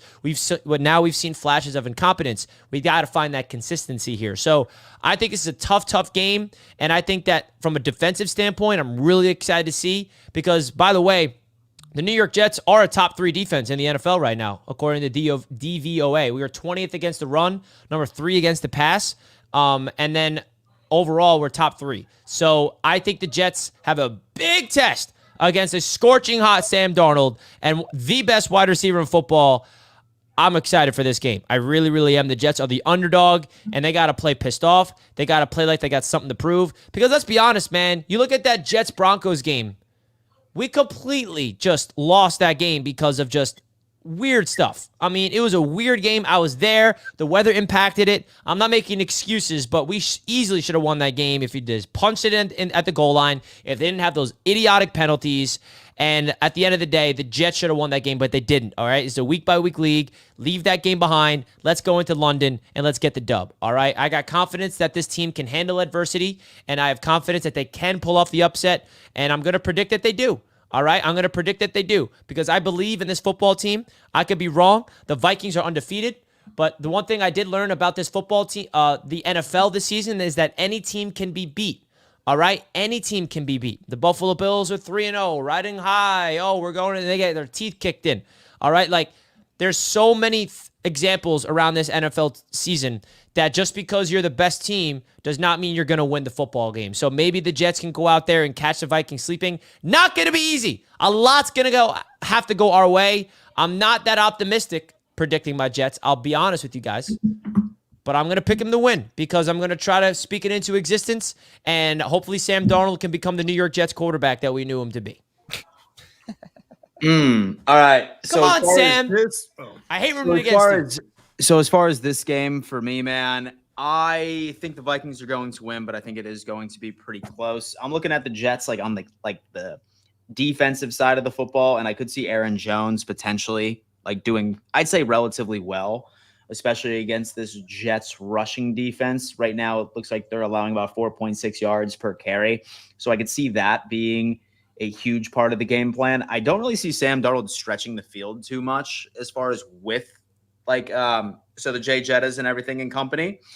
But I do see like a massive short passing game, and then maybe they do end up gaining a bit like yards after the catch and just like that dink and dunk sort of offense. My biggest concern right now, particularly for the Jets, is their offensive line versus this Brian Flores pass rush and his blitz packages. I have a feeling that Aaron Rodgers, while he's even banged up from last week, is going to be on his ass quite a bit. I think it's just going to be too much. Give me the Minnesota Vikings 24 and the New York Jets 20. I will say this as well, bold prediction. This is the Garrett Wilson breakout game. His first game of the year is not going up against a number one elite corner. The Vikings give up the most passing yards in the NFL up until this point. We need to see you unlock yourself, Garrett Wilson. This is the game. Game. What you got, Cole? All right, listen. Oh, go ahead. TD, you want to go first? Yeah, listen. I got you, bro. Real talk. There's only one way the Jets win this game, and it's Aaron Rodgers. Flores' defense is spectacular, and they understand what he's trying to run, and they're running it almost to perfection. You have to be elite post-snap reading the football, reading the field. And Aaron Rodgers is one of the last quarterbacks who can do that real time. So, but will his weapons show up with him, or will they act like they did last week? That's what it's going to come down to. The Jets could actually beat Minnesota. They're out of their element. There's travel, all of those things combined. The Jets could beat Minnesota, but will the supporting cast match Aaron Rodgers' abilities in this game? That's where I think you got a problem, Richie, and that's what's going to signal y'all to go get Devante Adams, no questions asked, because y'all are going to come up short in this game. The Minnesota Vikings are going to beat y'all this week. Unfortunately, Aaron Rodgers, I'm telling you, he's going to know what to do, but will your offense be able to read it the way he's reading it? And I don't think so. He needs a familiar guy. Look for Lazard to make some plays. You know, the guys he's familiar with. But it's not going to be enough. Sam Darnold goes off, and Justin Jefferson just absolutely obliterates Sauce Gardner. And if he wants to run away from Justin Jefferson, then Addison is going to destroy Sauce Gardner. DJ Reed, it don't matter. Addison and Justin Jefferson about to cook, and Sam Darnold. The Jets have been very good against the pass this year, TD. You're making it seem like we suck against the pass. Yeah, not against the Vikings. Not against the Vikings. Hey, I mean. Yeah, Sam Darnold. Now, this is what I hate about you. You just roast Sammy D, and now you're hopping on the bandwagon, man. Hey, man, that's another thing. You say this is what you don't like about me, but you don't respect the fact that when I get new information, I can at least be honest and change. Sam Darnold. But like that one's personal for me, man. Yeah, everyone else, you're allowed to put Sam a little personal for me, man. I'm glad Sam didn't do this for y'all. I know that much. Oh no, that's the script. You guys didn't hear the script? Jets signed Sam Darnold to replace Aaron Rodgers because the Vikings got JJ McCarthy still, and Sam's still going to be our franchise guy. It's better than the dude in my comment section who said Jordan Travis was going to be a franchise quarterback because he's learning behind Aaron Rodgers. That's more realistic. That would be nice, but I definitely cannot say that's something respect. I would love that to happen. I wanted Jordan Travis in that draft. That was the one quarterback I wanted the Jets to draft. But, I have no idea if he's going to be NFL caliber yet. TD, what was your score prediction? Ooh, let me see. Sam Darnold gets 7, 14, 21, 28, 35, 2 field goals, 41 for the Vikings. And I'm going to go. Defense is that bad in your highest they scored all season, by the way, if that happens. I'm going 14 for the Jets. Oh, you're thinking a massacre. You're not even. Oh, see, their defense about to score, Richie. The defense is going to score 2 touchdowns. Vikings defense, 2 touchdowns. How the defense? How? By who? Rodgers throwing a pick 6? Oh yeah, it's going to be one of those Brees Hall. Oh, it wasn't Rodgers. No. This is not Huntley to Tyreek Hill throwing backwards passes, but we're not the Dolphins. Hey, you can throw shots all you want. Watch what happens. Hey, man, if we lose, I guarantee it's not that way. That's my only guarantee. You about to learn today, Richie. You're going to learn. All right, look. Before I start, I don't want Jets fans turning this into well, you hate the Jets, you're a hater. I have nothing against the Jets team, just so that's clear. Nothing against Rodgers, nothing against the Jets organization. I just want to make that clear. But I want to look at what we've known about both of these teams so far heading into week 5. You look at the Jets, week 1, you get demolished by the only good team you've played so far this season with the 49ers, but they're also one of the best teams in the NFL. Week 2, you play a really close game against one of the bottom teams in the league in the Titans, but you're able to squeak out a win. Then you play against the New England Patriots, an in-division rival, which you absolutely wiped, and y'all started taking that as victories, and we're turning it around. Richie, earlier you talked about DVOA. I have some numbers for DVOA involving the Patriots. In 2023, they were 29th offensively according to DVOA. Right now, they are the same offensively. They are 29th according to DVOA. Defensively last year, they were 9th. Right now, they are 27th. I think that a lot of Jets fans, you are pumping up your chest about beating the Patriots, which rightfully so. Like they beat you for so long, like you dominated them. You should feel confident. But I said, I don't know if this is the turning point to say this is where our offense is officially coming alive. Our defense is coming alive because you're going up against offensively and defensively one of the worst teams in the league. Well, at least they've become one of the worst teams in the league over the last few weeks now.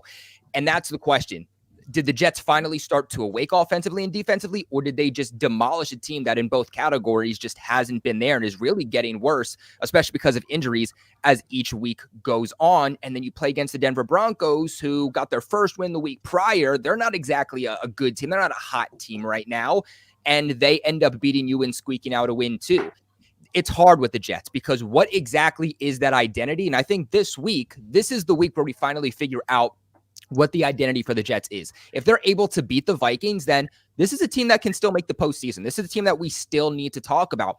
But if you get absolutely mollywalked here by the Minnesota Vikings, then it just shows that when you beat the Patriots, it wasn't that game to get you guys going. It's just you were able to beat down one of the worst teams in the National Football League. I look at the Vikings here. They're undefeated, and they're undefeated for a reason. Against the Giants week 1, 28-6. Week 2 against the 49ers, who again are a hot team, 23-17 against the Texans, 34-7 against the Packers, who are also a very good team. Jordan Love came back. It was 31-29. I think that this is going to be a really tough game for you guys to play. Last week, Breece Hall, he was averaging 0.4 yards. 0.4 yards per carry. And I think that's a big reason on why you lost. Your offense wasn't able to get going was because you didn't have a run game to complement your offense. Your offense became very one-dimensional. And we know that right now, Garrett Wilson, he's not a guy that you can force feed the ball. He hasn't been this target that I think Aaron Rodgers was expecting, and maybe he can get going. But right now, we know that he isn't the guy that Aaron Rodgers was ultimately expecting. And, the guy that Garrett Wilson was going to be able to take this big step forward.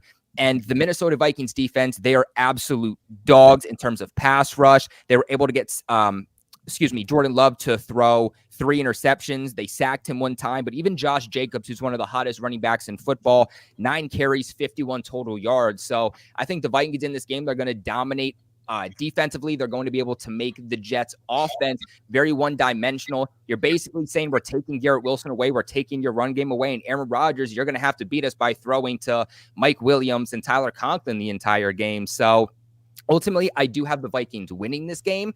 They're one of the hardest opponents that the Jets are going to face all season long. I think we're going to find out the true identity of the Jets coming out of this game, but I have the Vikings staying undefeated, winning 27-13. Shock the world. Let's go, baby. This is our time. They're picking against us, chat. This is how we want to be. I like being the underdog. I feel more comfortable. Richie, by the way, I picked you last week. So it's not like I'm a hater. No, you picking the Vikings is not being a hater at all. I'm just happy to be being counted out. I feel more comfortable like that. Respect. I'm not used to be called a favorite with my team. Hopefully we can be a favorite as the season goes on. That means we're good. But, yeah, man, it's going to be a tough matchup. And the Aaron Rodgers versus Sam Darnold, part 2, by the way. Part 1, Sam Darnold versus Aaron Rodgers was an epic game. It was Sam's rookie season. Sam Darnold put up 350 yards and 3 touchdowns. And Aaron Rodgers came into MetLife and outdueled him like 380 yards and 4 touchdowns. And the Packers beat us. That was a classic game. That was probably one of Sam Darnold's best game as his entire Jet career. I miss you, Sam. Just know I never wanted the Jets to trade you. I never wanted the Jets to draft Zach Wilson. But then I had to convince myself, and then I obviously had to support Zach when we did it. But here we are. All right, let's move on. And folks, all right, obviously we have to talk about the Buffalo Bills and the Houston Texans game. And obviously, my swamp ass is heavy right now. But thank God, all right, I am wearing a pair of some nice Shinesty underwear as we speak. And let me tell you something about Shinesty, guys. If you hate swamp ass, if you hate underwear that rides up, it's uncomfortable when you're sleeping, perhaps, have no fear. I have found the underwear for you. And look at all of these damn designs that they release on a regular basis. Halloween, Christmas, Thanksgiving, you name it.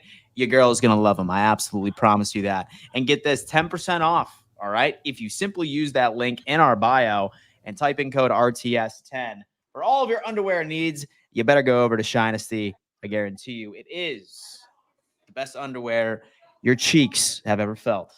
Yeah, you kidding me? By the way, Dan, I mean, can we show real quick just the what is it, the Halloween ones with the little pumpkin on them? I really like those. Okay. I really like those. You know, go ahead and this season show your shoddy, your Halloweener. And you know what? With the Christmas season right around the bend, you're going to want to be able to pick up all them ho-ho-hos showing off your Christmas jangles. You know what I'm saying? And Shinesty also has underwear that is glow in the dark. So if you're getting a little freaky at, and you know what I'm saying? Look at that. 3 in the morning, you know, you don't want to get up. You don't want to turn on the lights. All you got to do, shank down them pants, and you are lighting up the room. Start your night. Shinesty improving the underwear game the way that nobody else is.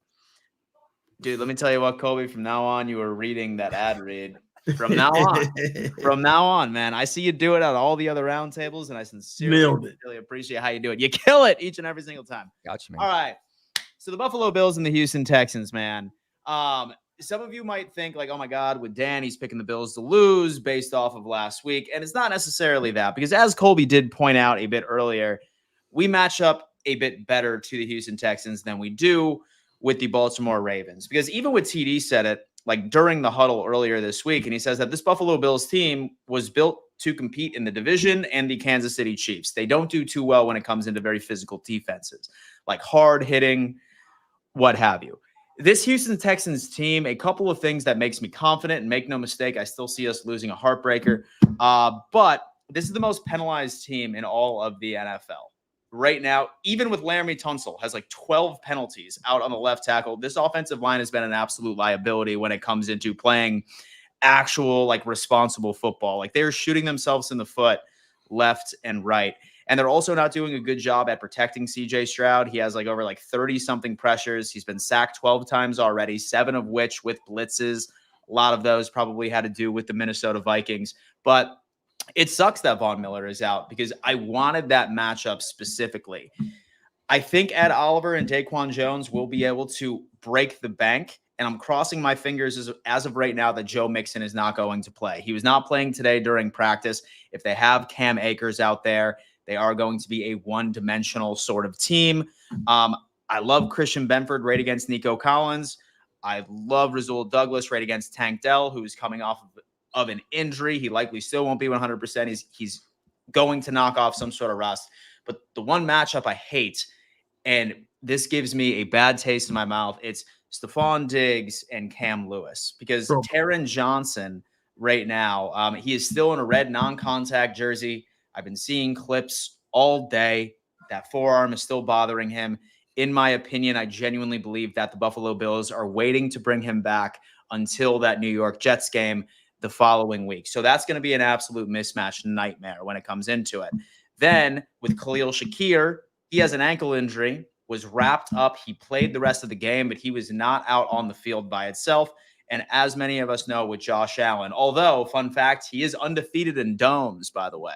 He's undefeated in domes in the regular season, 7-0, and the only loss he's ever had in a dome was in Houston during that Deshaun Watson Houston Texans game. So he plays very dome typically, but I mean, honestly, like everyone in here sees it. He's playing scared. He's not playing Josh Allen ball because he has that left hand injury, which I hate to be the bearer of bad news. It's broken. He's just been playing through it. I'm hoping that he'll be fine after the Jets game and we can see like a full strength Josh, because we're going to need him to make threats with his legs. We're going to need him like hurtling over, DBs and linebackers for us later down in the season. It's nice that Bernard is going to be back. Maybe he'll provide some sort of insurance policy when it comes into pass coverage. I just see this being a very annoying game.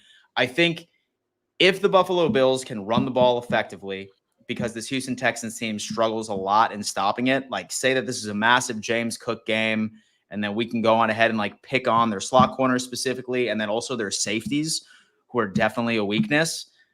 I think we're going to keep it close. I want the Buffalo Bills to win, and I will continue to say that if I am wrong, oh my God, you are going to see the sunglasses back on my face next Wednesday and on Monday. And I'm going to be screaming that we are on the way to the damn Super Bowl. But I just don't like this matchup, especially with all the injuries that this Buffalo Bills team has right now.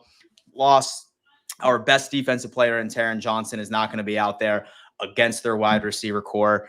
And then, of course, with Josh Allen being out and, of course, with Von Miller being out, I don't know. I see Buffalo losing this game. I'd say a close one. I'd say like 28. I say 28-27. That's me. What do you got, Colby?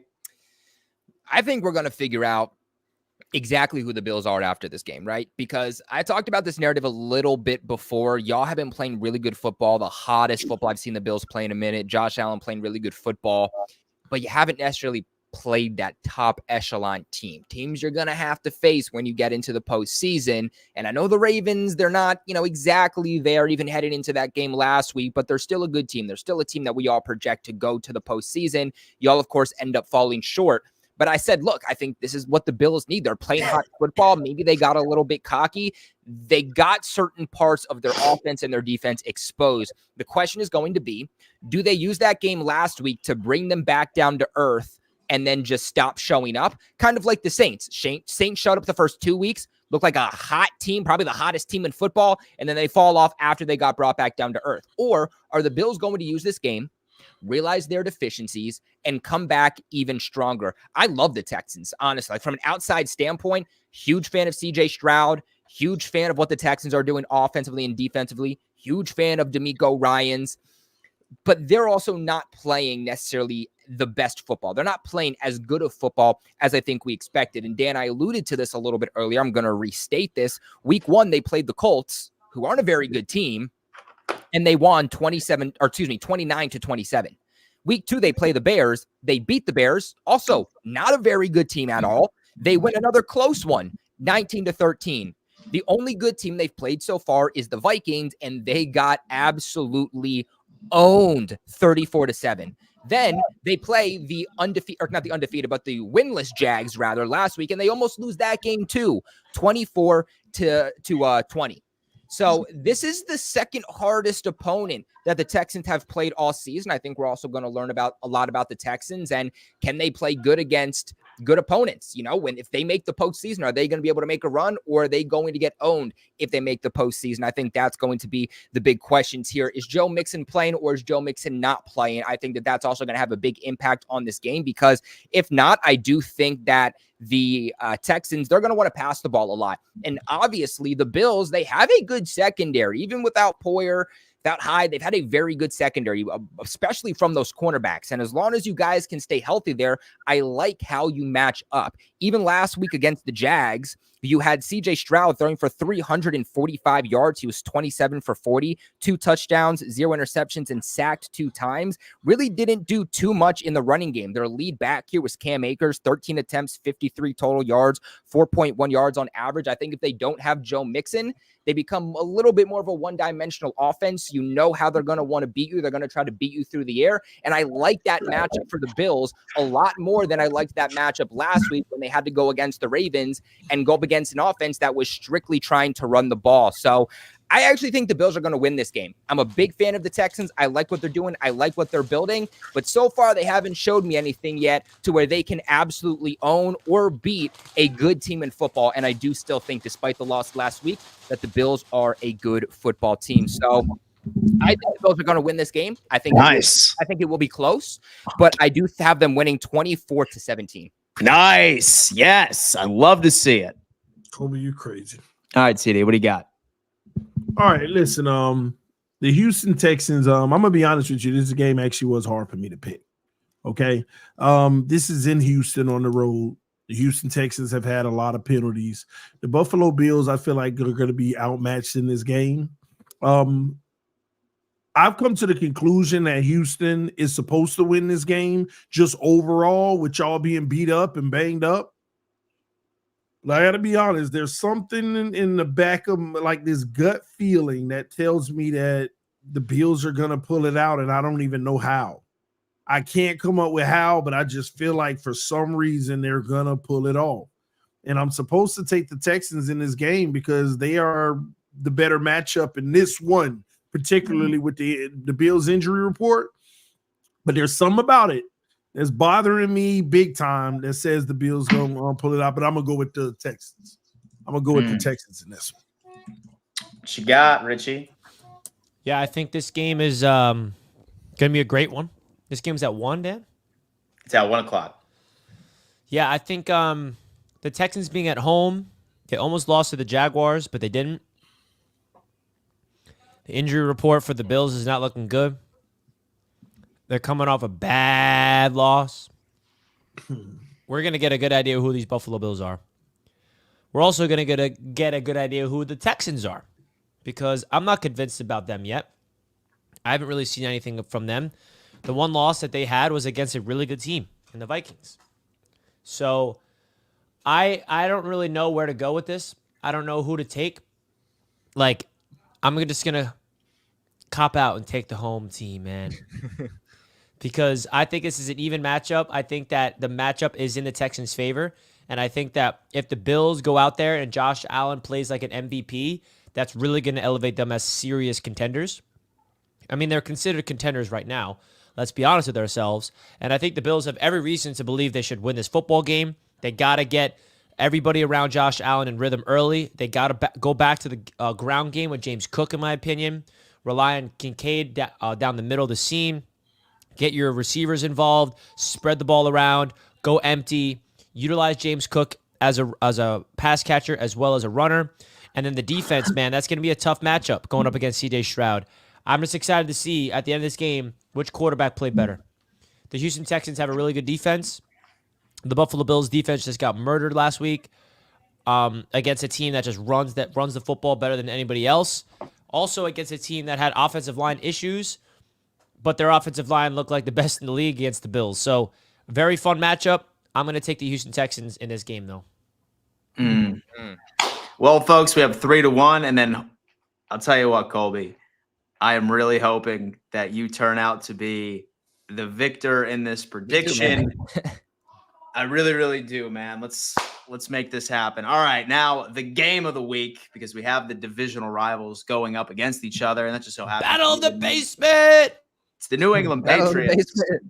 It's the New England Patriots and the Miami Dolphins. Let's start off with Colby on this one. Yeah. Give me your preview and prediction. Talk to me. Dude, this game's really, for me, going to come down to who in the heck plays. Y'all lose Jordan Phillips. We're banged up. Kyle Duggar, supposedly not out for the season, but he's going to miss some time. How much time, we don't know. Their center, David Andrews, like I said, he's out for the season, and that's a major loss for New England. They lost their captain with Juwan Bentley. That is 3 captains offensively and defensively that are currently out for the Patriots. I'm looking at this injury report that came out today for these teams. One of the Patriots starting receivers, KJ Osborne, didn't practice today. The depth at tackle for the Patriots with offensive tackle Caden Wallace, he also didn't practice.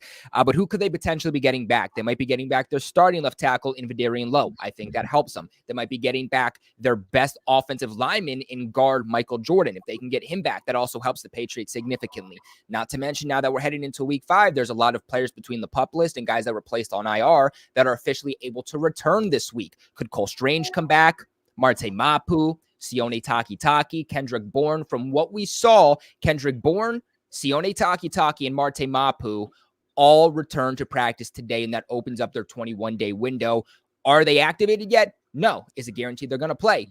No. If the Patriots get reinforcements, then I'm very confident in their ability to come out with this win, which is a wild thing to say about the Patriots in any game this season. But if they don't get these reinforcements, if Vidarian Lowe, Michael Jordan, they're starting pieces on the O-line, they can't come back, and we see these backup pieces not being activated yet, then there's no reason that the Patriots should win this game. The Miami Dolphins should end up winning this game. But here's the thing. The narrative is that the Patriots cannot beat the Dolphins, right? The narrative is actually the Patriots can't beat Tua. That's the fact. When Tua hasn't played, the Patriots have always been victorious. I'm not a big fan of Huntley. Obviously, y'all went up against the Titans, who I'm personally not that big on. They do have a really good defense, though. But the last 2 weeks since you've lost Tua, you've put up very minimal points. You haven't looked like the same team. You lose your best pass rusher. The Patriots are playing at home, and they've been a better team when they do play at home. And you're hoping that this is a game New England can get back on track for, because there's not a lot of games. There's not a lot of games, especially with these injuries, that I can say the Patriots are actually going to win. If you can't beat Snoop Huntley and this banged up Miami Dolphins team with terrible play calling from Mike McDaniels, then I don't know which matchups you're going to win. If this game was in Miami, even with Snoop Huntley at quarterback, I would have given it to the Miami Dolphins. But because it is at Gillette Stadium, I am still going to take the New England Patriots. I think there is a lot of controversy, a lot of toxicity kind of going around Miami, a lot of question marks and injuries, and I don't think that's going to help them. So in that case, I am going to take the home team here with the New England Patriots. I think it's going to be a close one, but I am going to take the Patriots at 17 and the Miami Dolphins 14. Look at that. 17-14 bloodbath. What do you got, TD? Talk to us. It's not going to be fun. I'm wondering if OBJ is going to play. It was his first day back on the field practicing. That's one element to consider. But listen, this team will get it together this week. The Miami Dolphins are going to beat the Patriots probably 30 to about, maybe I'll give it 17. People are going to be like, man, good job, Dolphins. Where did that come from? It's just a matter of Huntley getting more comfortable. See, what a lot of people don't want to talk about in that Tennessee game is that McDaniel kept trying to throw the ball outside in the flat all game. Then all of a sudden, at the very end of the game, he finally started trying to push the ball forward, and Huntley was making some plays.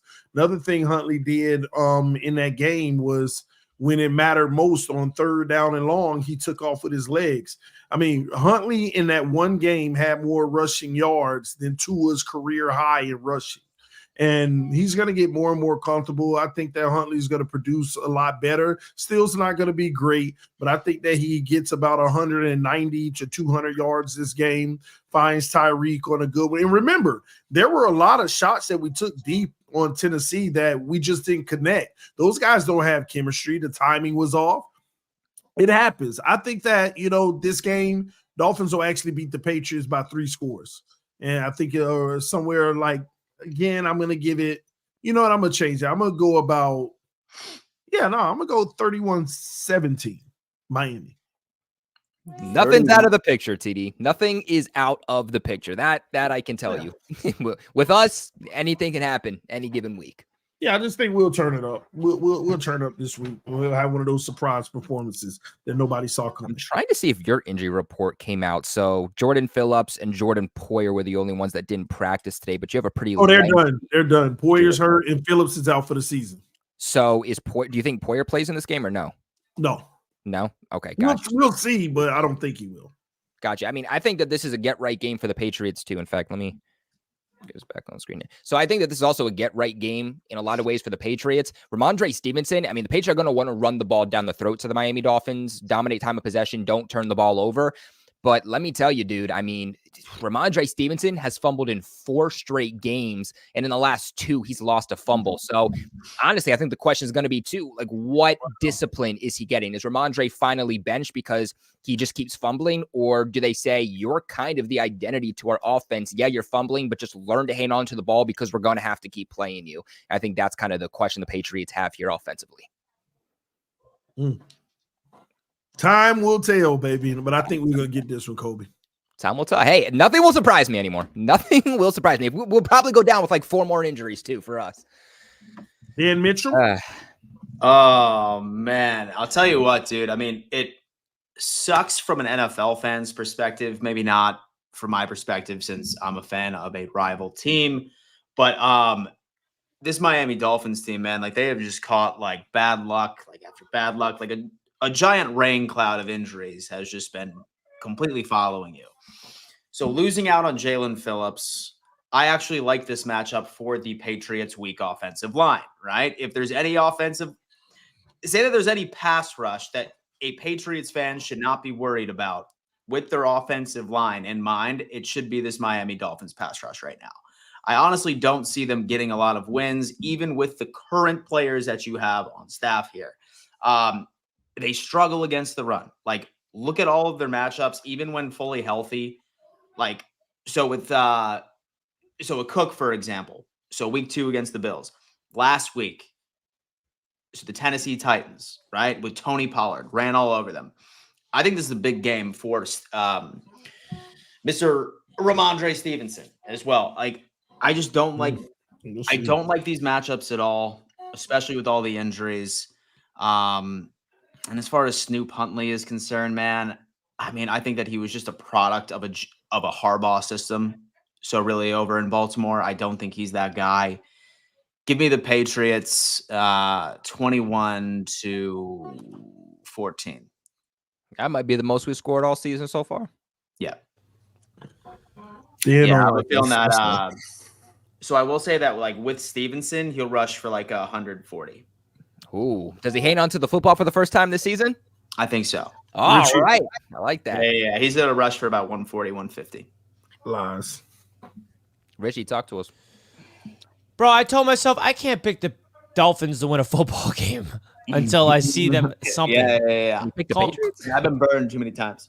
Yeah, call me a hater, man. I don't care. I mean, listen, I went into that Dolphins game like, okay, let's see. Bro, they look so bad. The New England Patriots have played better football this season than the Miami Dolphins in 4 games. They have. What? We've had tougher opponents. TD, you lost to the 0-3 Titans. TD. They loaded, though. They loaded. And they wait. So the stat continues, though, right? The stat continues after Monday night. You guys did not have a lead in that game? There is not a point through 4 weeks that the Miami Dolphins have had a lead. Not once. How can I pick the Miami Dolphins to win a football game when they haven't had a lead once in 4 weeks? I mean, let's be honest with ourselves.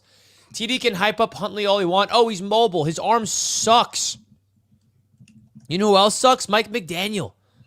I mean, the Dolphins are an absolute mess, and there's nothing about that team that I can look at and say with confidence that I believe they can win a football game. I mean, McDaniel's in over his head. He's not a legit head coach. He's a glorified offensive coordinator, just like it seems like Saleh is a glorified defensive coordinator. And there's nothing about the Dolphins that makes me think they can win. I mean, the Patriots at least have something. They actually can run the ball a little bit more effectively. They actually have a defense I trust a little bit more. They also have a quarterback who I trust more. I trust Jacoby Brissett way more than Tyler Huntley. I mean, that's what I'm talking about, man. Do you? Yeah. Jacoby Brissett has actually won football games in this league. Tyler Huntley is 3 for 11 as a starter. You guys got him, hyped him up to be this Pro Bowl guy. He made it seem like he went to Baltimore and started winning. I mean, he didn't. He was 3-7 or something like that in his 10 games of Baltimore. Now he's 3-8 as a starter. Let's stop acting like Huntley is his quarterback that can go in and win. Especially when you look at the Dolphins like, oh, you have all these weapons. You should be able to execute. Where are these weapons? Where's Waddle? Where's Hill? Where's A-Chain? Where are all these weapons that Dolphins fans hyped up? This is the week. This is the week. They should be able to absolutely step up and elevate a bad quarterback, and they're not able to do that. So I'm taking the Patriots to win this football game. Ugly game, 13-10 Pats. You know, I realized the Dolphins probably they just miss Raheem Mostert, the stability that he brought. And when he comes off an injury, you've been hyping up Devante Adams, bro. What are you talking about? Yeah. I'm just saying, overall, we just missed that consistency of what we had got used to. So Adams not good, like most. No, he's good. He's good, Richie. It's just like the Jets. Y'all miss Brees Hall going off. Y'all got to get back to with y'all identity. That's all. No, I mean, it's true. Mostert did have 20-plus touchdowns last year. See? Wow. Well, we shall see.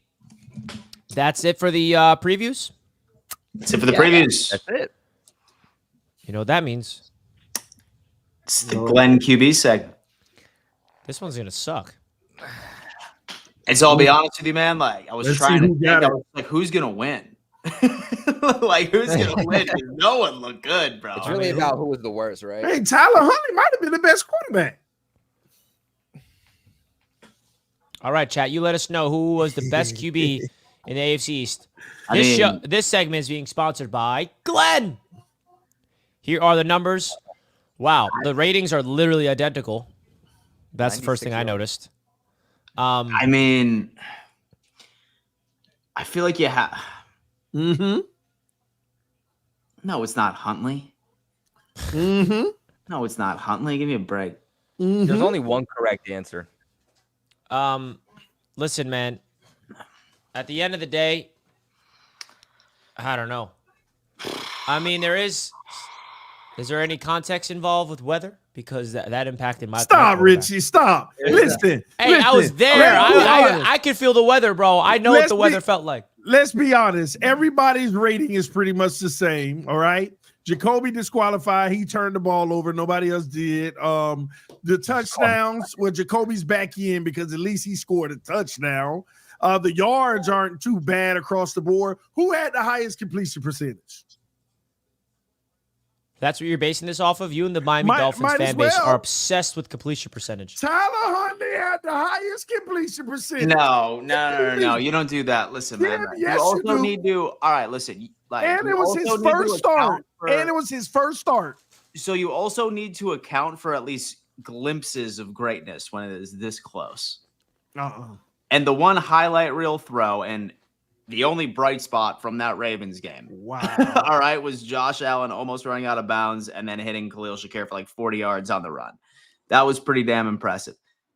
Not a good performance from the Buffalo Bills. I'm not saying that, but like, I mean, listen, I got to go Josh Allen. I mean, Dan, you need to stop.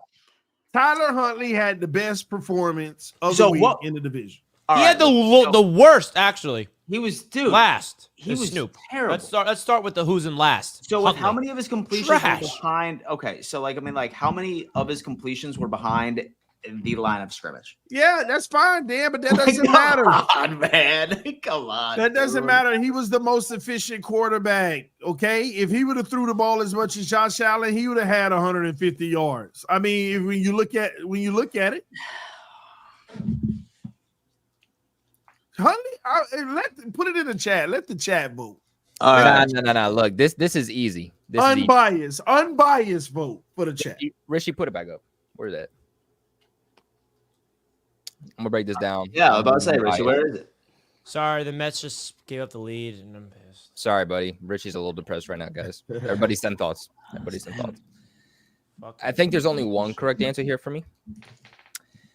And obviously, there is a level of context that goes into this. But to me, Jacoby Brissett's last. Believe it or not, Jacoby Brissett's actually last. I watched that game full in and full out. If Jacoby Brissett just didn't turn over the ball, which is essentially what they're asking him to do, the biggest thing, then I'm not going to say the Patriots win because they don't, but I think that it's a lot closer game. He lost 3 fumbles, one of which was a strip sack. Then he has an interception, and a lot of people tried to say Fred Warner made this crazy interception. No, he didn't. It was a terrible pass. From Jacoby, goes straight to Fred Warner. Now, obviously, there has to be a level of athleticism for a linebacker to make that play. It was still a good play by Warner, but I mean, that ball went right to him. That's 4 total turnovers for Jacoby. I think he was a massive reason why the Patriots lost this game. There was a point late into the game where the Patriots were like the 12 or 13th yard line, get into the end zone here, at least make the margin look a little bit smaller. And he starts running. He has nothing but green grass in front of him, stops while 2 defenders are closing in on him, doesn't even throw the football away, and then just takes a sack. It's like, what are you doing? I thought this is the worst game we've seen from Jacoby yet. He threw for more yards, but at the end of the day, looking at all of his turnovers, he played a terrible game. Huntley's not that far behind him. I mean, let's just be honest. Come on, he man. didn't turn over the ball, though. He didn't turn over the ball, but his first start. Hey, I understand it, but it doesn't matter. That's his first. And then his receivers dropping passes. And here's the thing. He also put up, like 40-some yards on the ground. So yeah, he did look good. He did look good. He looked better than Jacoby Brissett. And I don't think that the two are debatable. But I look at the two quarterbacks in front of him, and I don't think that you can argue that they did look better. I'm going to actually put Josh Allen second here. 180 yards, not a terrible game, not a great game from him either.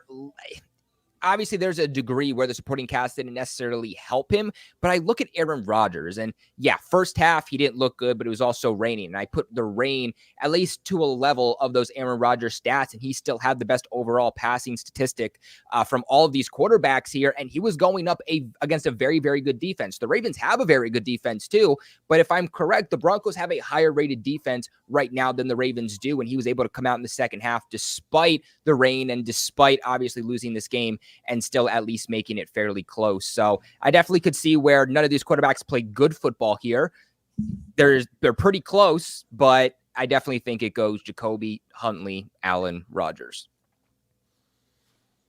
I agree. I don't. I think that Aaron made a lot of crazy throws in that game in the rain. Just saying. I think that is Huntley, Rodgers, Josh, and Jacoby. So Huntley is last. No, I'm talking about first to last. Huntley, Rodgers. Man, the screen. You're disqualified, bro. The fact that you even have Huntley up there is just you disqualified from this conversation. Well, Richie, why can't we use context? It was the man's first start with I don't give a crap about his first start. He was the worst quarterback easily in this division That's not true. That's not true. Yes, it is, bro. He looked trash. The receivers were dropping big time passes too. Bro, the receivers are running wrong routes for Rodgers. I mean, well, it's Huntley's first game. Y'all supposed to have that figured out. We were in the tundra of the disgusting rain, and Rodgers made a lot of big throws. He was pressured the entire game. Huntley's easily last. I mean, everyone can agree with that. Besides, bro, 96 yards, and he got blown out by the Titans. Y'all hate on everything Dolphins, man. It's all good. No, I'm not hating. I mean, I wish I could say that Huntley looked good. You were hyping up this guy that he's going to bring you guys back to relevance. He was atrocious. He made no good throws. He had Tyreek Hill beat on so many opportunities. Underthrow him down the left sideline. Oh, you have Tyreek Hill 6 yards of separation. Overthrow him by 8 yards. The guy's a bum. He's trash. 96 passing yards, and you're going to convince me he had the best game out of this entire... I mean, come on, TD. You're better than that. Richie, you became the biggest hater known to man, bro. How am I hating? You're just a hater, bro. How? Huntley was so bad. I'll drop it. He had 96 yards. Yeah, but they were dropping his passes. Holy crap. You're breaking my brain. I'm just saying, y'all quarterbacks were so bad this week that you can't ignore that either. Chat, am I hating this? Do I sound like a hater? I mean, or am I just speaking the truth about how bad Tyler Huntley looked on Monday night? It was trash. That's subjective, Richie. But all right, Richie. All right. I mean, it goes Huntley, Brissett, Josh Allen, Aaron Rodgers. Wow. I don't know, man. I still think it's Brissett, Huntley, Allen, Rodgers. At least Brissett can put up yards and can score a touchdown and went up against one of the better defenses in a hostile environment against a really good football team. Tyler Huntley did it to the worst team, one of the worst teams in football. At home, by the way. Yeah, but they add context? do have a really good defense, though. And yes, the 49ers have a good defense, but that was without Jeffrey Simmons. The 49ers have a way better defense than the Titans. The 49ers were at home in this game. Oh, no. The Titans were on the road in this game. I mean, I'm shocked, Colby, to hear that you think Huntley was a better QB than Brissett.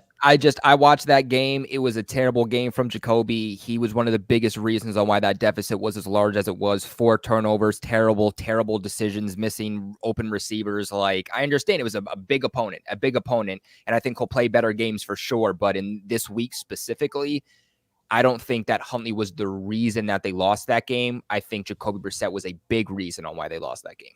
Not the only reason, but a big reason. I mean, when I was watching that game, I'm like, yeah, Huntley, bro.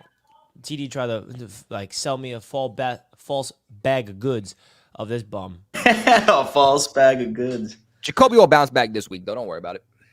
Don't We'll worry see. about it. Jacoby's better than Huntley. I know that. Dan, you know where we left it's off? not a debate. With the super dupers, let me see. Super dupers. The Let me super check out dupers. super dupers, man. Sorry, guys, if I'm a hater for not giving a quarterback put up 90 yards. Love. I mean, come on.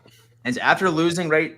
Okay, so did the Titans, like that I knew, and the Finns were cooked this season, but I'm still here repping. Rob, that's why you're a fan, baby, and I love it. Dan, tarps off, going 13-4. I love it. Leno TV, Finns greatest. Okay, we already got that.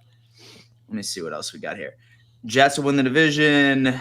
TD, squish the fish, Patriot Nation, forever in New York. We have woodworking. You guys, yeah, we already did that one too. Richie Fresh, Richie Malora's casting. Yeah, we got all those. Hey, yo. Hey, yo. Oh, yeah, we're deep into it. Leave Richie alone. Yeah, we already got that. I got that one, yeah. How much is a guarantee worth?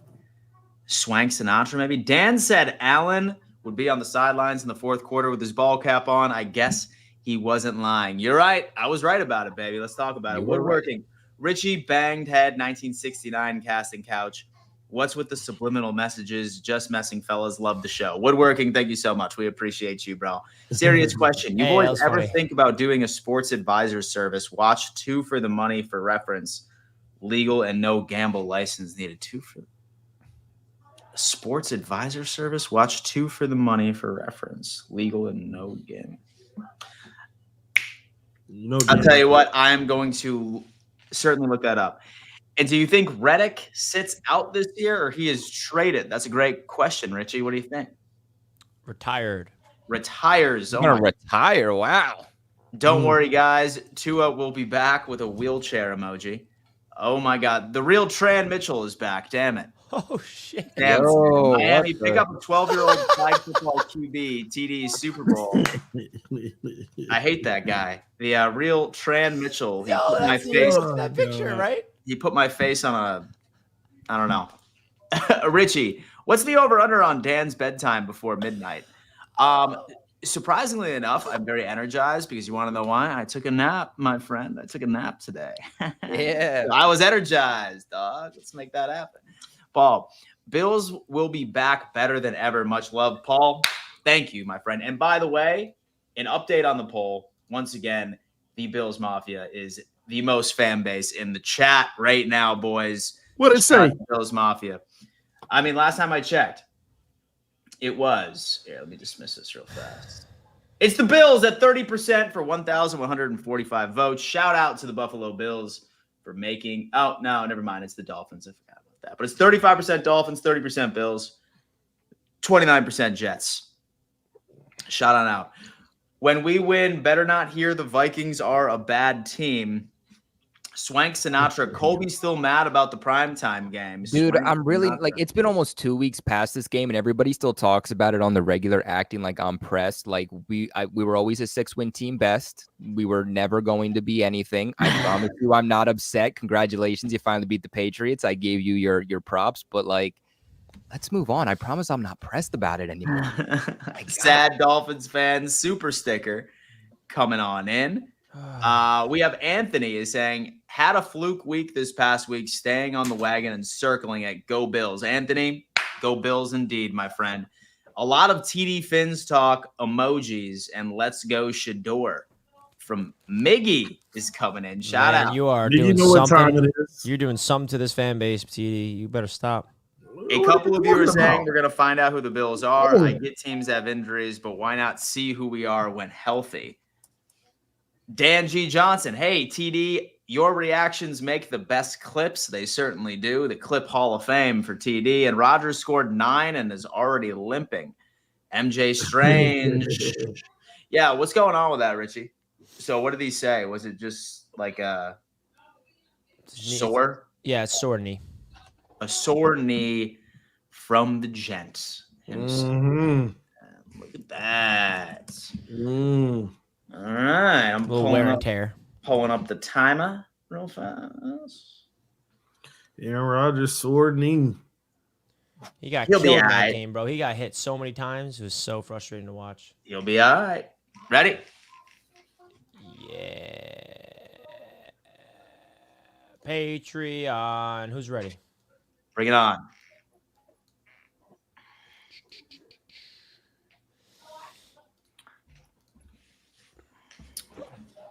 What up? What up? You're always first, bro. What up, man? What up, man? First on TD, I know you ain't laughing though about our misery. I know you ain't. That's what y'all gotta deal with now for the rest of the year.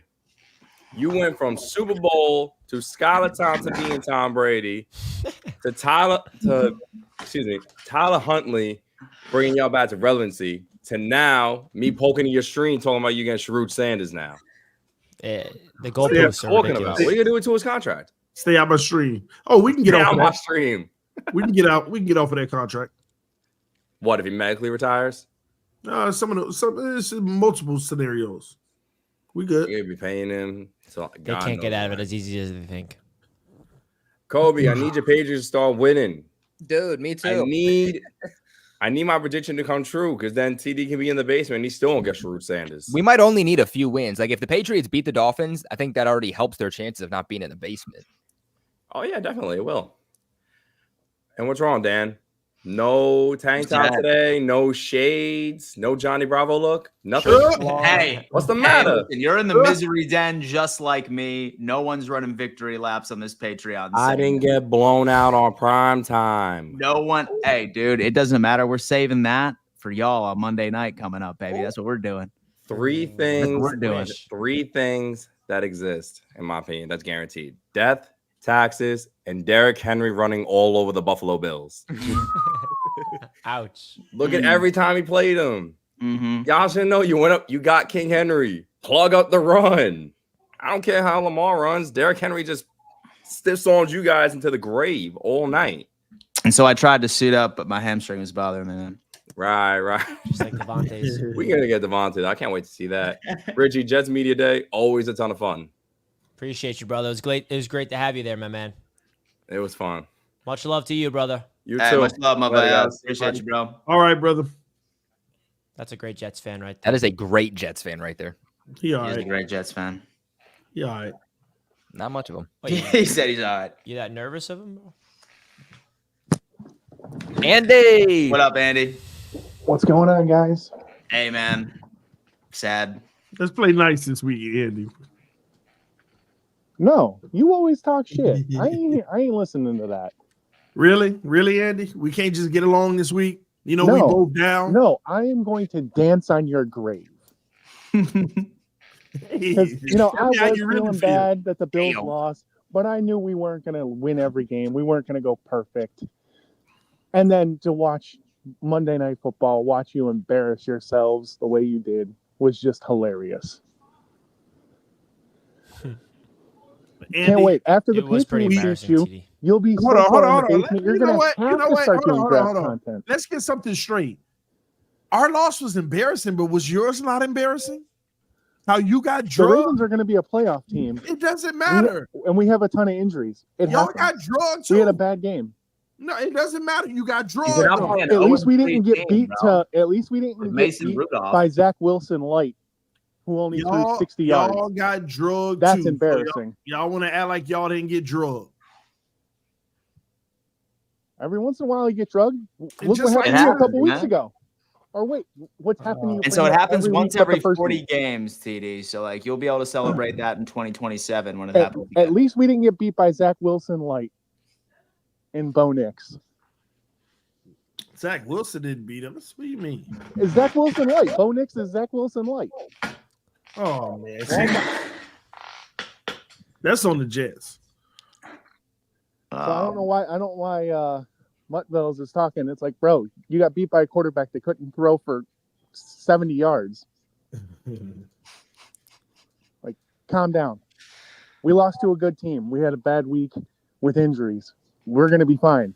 We didn't lose any ground in the division. It was great. We are, man. We're going to be back. Going to be back, Andy. Oh, yeah. Can't wait. You know what I mean? Like, depressing. no one's allowed to talk smack because the whole bounce back is, yeah, well, your team did that. Like, I can't talk about the Dolphins' loss because the Jets lost to Bo Nix. Of TD course, can't because laugh about misery the loves Bills company. losing. Yeah, misery loves company. That's what this Patriots segment was going to be. We're going to have someone come on. Yeah, yo, Dolphins got embarrassed. Well, you lost to Bo Nix. Or, yo, the Bills. Come on, let's. We should all get along. It's very this predictable tonight, the Patrons, because I don't want to hear defenses. I don't want to hear defenses. Yeah, well, you. We're all completely shitting on each other this weekend, and accept it.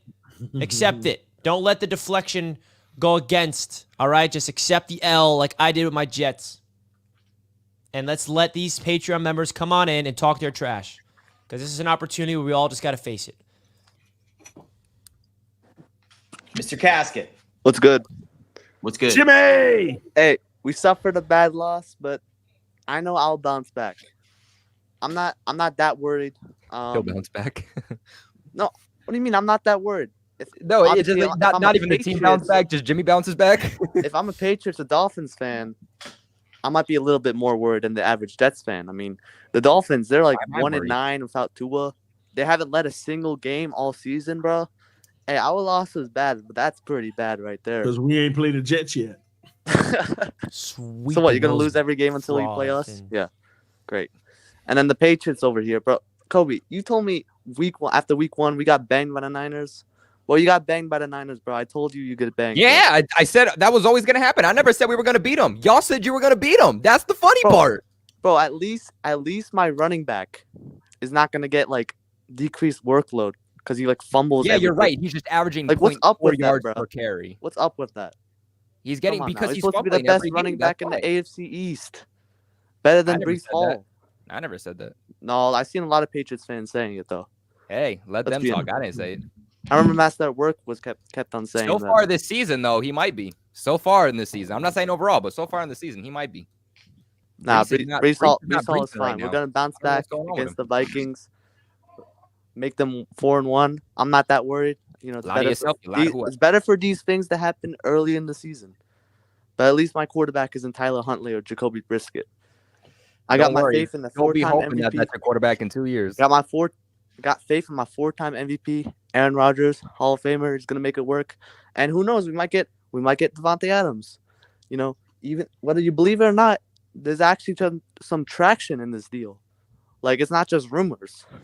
No, it's real. Y'all gonna get him. Y'all gonna get him. Yeah. I hope they don't. Yeah, hopefully. But look, we'll figure it out. We'll get it together, and we're gonna go on this run. And I will see you, Dan Mitchell, soon. See you. Good luck, brother. But let me tell you, the strange things happen with this whole wide receiver thing. I remember when the Patriots were going to get DeAndre Hopkins. It was between the Patriots and the Chiefs, and then the Titans swooped in last second. You never know what could happen last second, man. Let me tell you. Yep. It's true. DTN! Going off of what you say, Colby, we should not only got DeAndre Hopkins, we should have got Dalvin Cook, and instead we got a washed-up Zeke.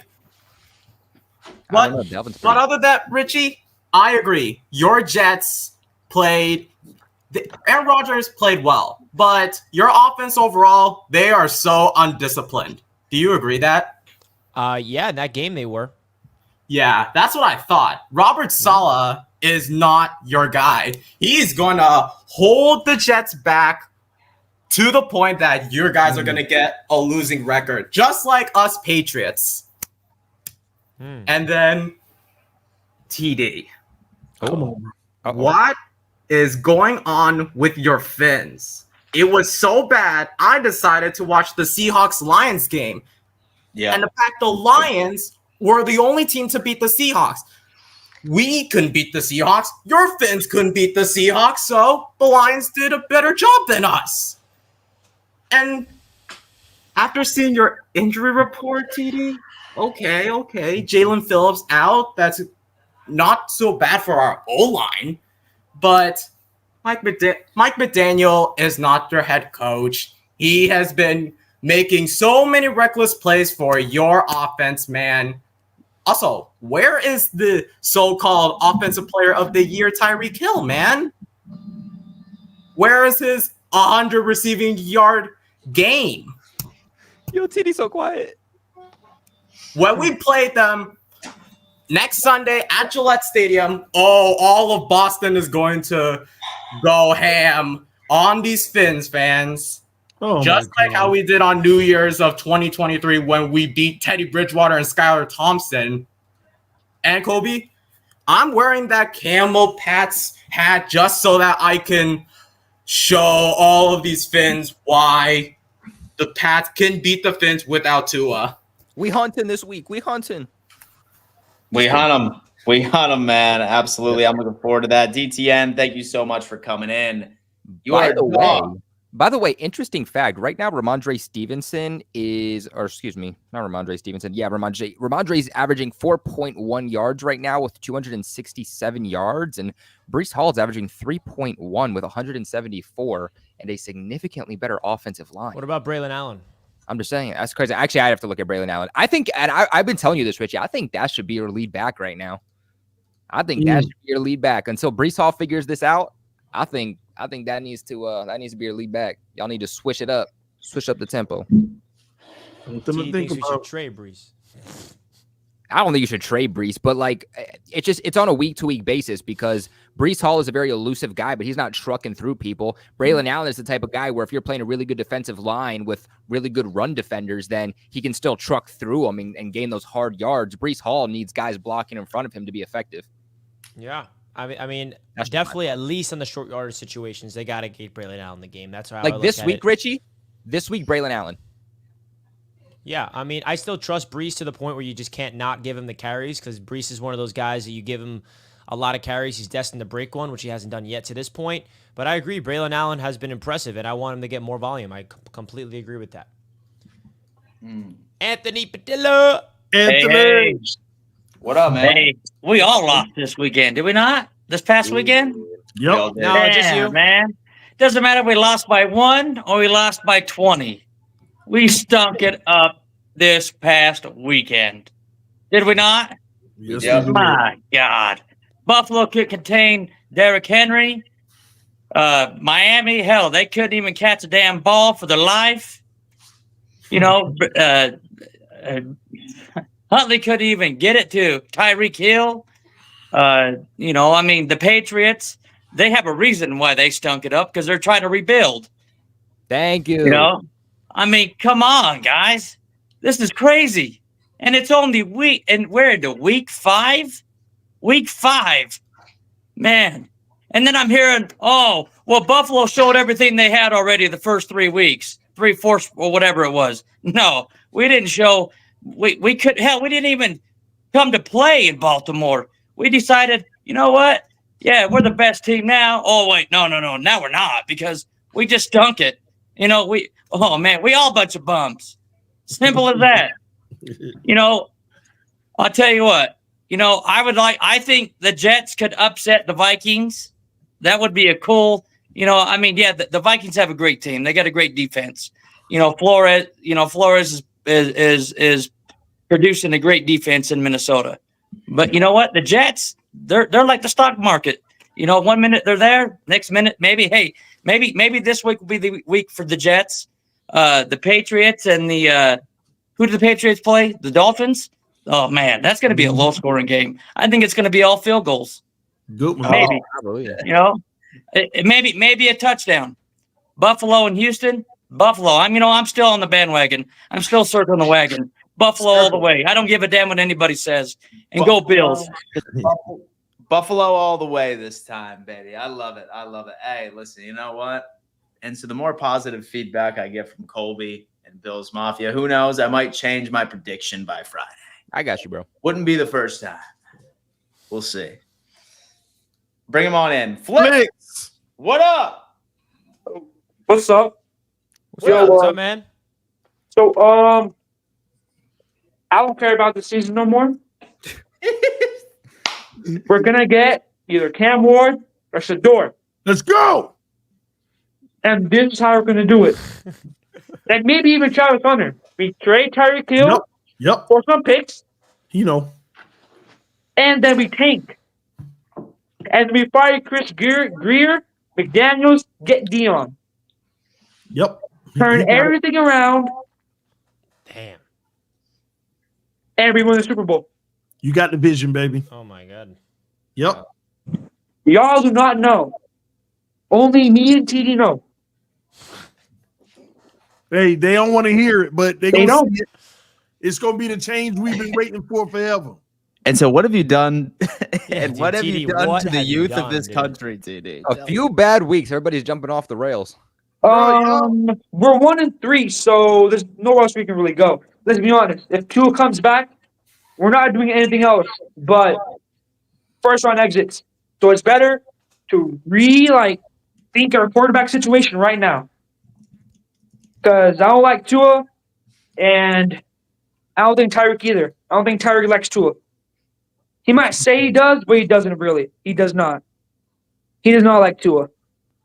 But you know who we will like? Cam Ward or Shador. Yep. Do the Shador on them. Or Cam or wait, no. Maybe Travis Hunter. We might get Travis Hunter also. We might get like a 2-for-1, a corner, and a wide receiver. But here's the deal, bro. Like they won't, like most people won't see that vision. But there's when you really think about it, nobody wants to talk about it, real talk. But I don't know if the owner wants Tua anymore. It's too much of a liability. Nobody's talking about that point, too. Yeah. They may just move one next year because it's too much of a liability. Hey, man. Our organization, I don't know. Chris Greer got to go. Mike got to go. Yeah. And also, Richie, bro, stop being a hater, bro. Richie, I don't know what happened to you.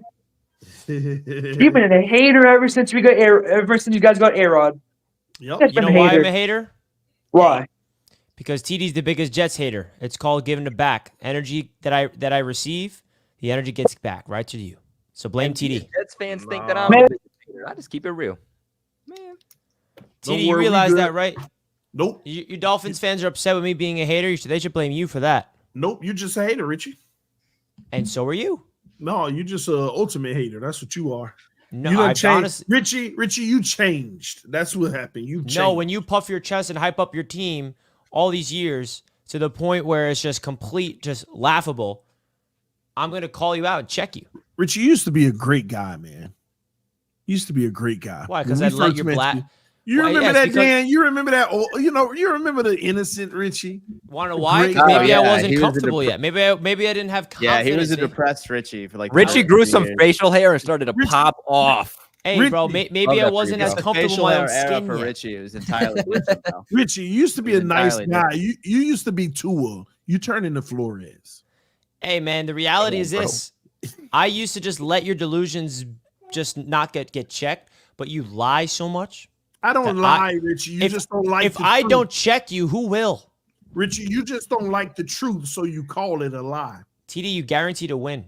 One thing is for sure. I was wrong, but do not act like. Should I play the video again, TD? No, you don't act like they didn't cheat, though, Richie. So one thing is for sure is that we know that TD has been the same guy from the very first episode of the AFC. And I've grown, I've changed, and I'm evolving. And by the way, I'm still evolving. I'm not going to be this person I am today next year at this time. You're a villain. I'm no villain. Mm-hmm. I mean, bro, if I wasn't checking you, this show would just be, no one would take us seriously with all the lies that you spew. Richie, you know what? You be lying. How about I call you out for your lies? Call me out. I would love to be called out because there's times. First of all, you said Aaron Rodgers wasn't washed. That a lot of technical determined that was a lie. I don't think so. You said Breece Hall was better than A-Chain. A lot of technical determined that was. What did A-Chain do Monday night? Correct? Yeah, you are not the father. Hey, you said. What did A-Chain do Monday? You said Breece Hall was going off this year. A lot of technical determined that was a lie. You said, hey, bro, we're still 4 weeks in. Chill, TD, chill. Eric Wilson, MVP candidate this year. That was a lie. Hey, I don't know, Richie. You did say that Breece Hall and Braylon Allen were the best running back doing the AFC East. I think we do know now that it is indeed the Patriots.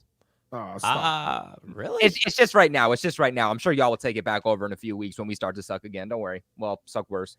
I mean, we had one bad game against the Broncos. All right, you guys can run your victory laps about me lying, but I'll Richie, this is all I have, bro. For the next, this is all I have is we have a good running back. That's all I got. Just give it to me. Just hey, give bro, it to me. We got a nickname though. We got Killer Bees. Come on. Killer Bees? The Killer Bees are out here, bro. We're That's coming. actually dope. I'll give that to you. That's got to be on a shirt or something. Do you think it should be on a shirt? Yeah, I really do. I think that'd be dope. I think that's a crazy merch idea. All right, let me make it real quick. Let me see if I can chef this up real quick before we get to the next caller, because I feel like I can pull something off really, really cool if you guys give me the time. Do you guys think I could do that? Yeah, bro. We'll just let the Patreon members come in while Richie's cooking. I can cook up something real quick. Killer Bees. In all seriousness. All right, who we bringing in? All right, it's cooked up. You want to see it? Already? It's been like 3 seconds, bro. What? Jesus. You don't think I'm that nice? Nah, bro. You that nice. You already had it on there, didn't you, bro? Killer Bees merch out now. Wow. Braylon Allen, Breece Hall, the Killer Bees. Come on now, baby. Let's go. Come on, that's fresh. That's dope. That's dope. That is fire, but it's going to end up on the clearance rack because the 2 running backs are trash. Hey, chill, bro. They're coming. They're I ain't coming, gonna lie, baby. that is fire though. We need a Drake May shirt for when he starts. Everybody's gonna go crazy. We got it in hoodie. Let's go, baby. Get your Killer Bees merch, folks. Jets fans, go get it now, because you get it now, then they're gonna start going off. Let's bring in a legend, Mr. Glenn. We missed you. Glenn. Hello, y'all. How y'all doing? How was vacation? Hey, y'all didn't have to put my name on that damn quarterback corner just tonight. You could have left it off. That was embarrassing. You could have left my name on there. Hey, There was no Glenn, when winner you on when that you field. signed up for this, you know that there's gonna be weeks like this. Man, you could have took my name off. That thing was embarrassing. I'm like, I couldn't pick a quarterback on that one if I wanted to. So when Glenn went said to that, and so when Glenn said that, like we're picking a diamond out of a piece of shit, it killed me. And enjoyed ourselves. You know, you have to splurge on the wife once in a while. Yeah, you every right. I when love I- the when we T-shirt, by the got way. Why don't you married- show that T-shirt off real quick, Glenn? Oh. Roundtable Yeah. Sports Dolphins Yes, merch. sir. Look at that. He's TD, still look what he's rapping. wearing. Yeah, it's fire. I wore mine in the game, the cream one. That's hey man, people are asking all about it. So y'all go to the merch store and cop it. Were pretty people dope. actually asking about it, TD? Yeah, real talk. You gotta plug it better. You gotta put the link. People don't know where to find it. Come on, man. Hey, you know what? What were you saying, Hey, Glenn? Richie and Dan, y'all did lie to me. Why? Why? Richie told me that if we had an average quarterback, that this team would be, that Jets would be real great, would be good. Yeah. Man, I swear to God, I thought I seen Zach Wilson out on the field last Sunday. Hey, Glenn, we're 2-2. We're pretty average right now, no? Man, your record ain't any better than what you had Zach Wilson. Talk to me in 10 points. weeks. Talk 20 to me in 10 points, weeks. 10 points, 20 points. Tell me what the difference is from Zach Wilson and Aaron right now from last year. 5 touchdowns and 1 interception Rodgers has. Zach Wilson can never sniff that ratio. Your score goes 10 points, 20 points, 10 points, 20. I mean, you're scoring the same amount of points. I mean, we had 11 touchdowns in 3 weeks. We scored our 11th touchdown in week 12 last year. So the offense is way better than it is this year than it is last year. Way better. It's sad, but How it's many true. times have you scored 10 points? 3 times. Twice. Your score. I mean, that ain't any better than Zach No, Wilson. not twice. 3 times. We scored more than we Didn't you scored score 3 10 points touchdowns in the against first Ram- 3 games. What? We scored 3 touchdowns in the first 3 games each. 9 touchdowns. Against 49ers. Yeah, Rodgers had 2 passing touchdowns. I remember that. I swear he had 10 Or points. 1. No, he had 1. We had 1 passing touchdown to Lazard. Yeah, he only had 10 points. We But y'all lost the- still have it. You have too many coaching problems. Now, Dan lied because he said this team would be better the way it is. Man, the Bills, I'm telling you now, if a team gets up on the Bills, they're done.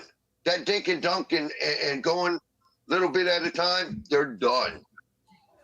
Hope not. They cannot stay with the team that scores a lot of points anymore.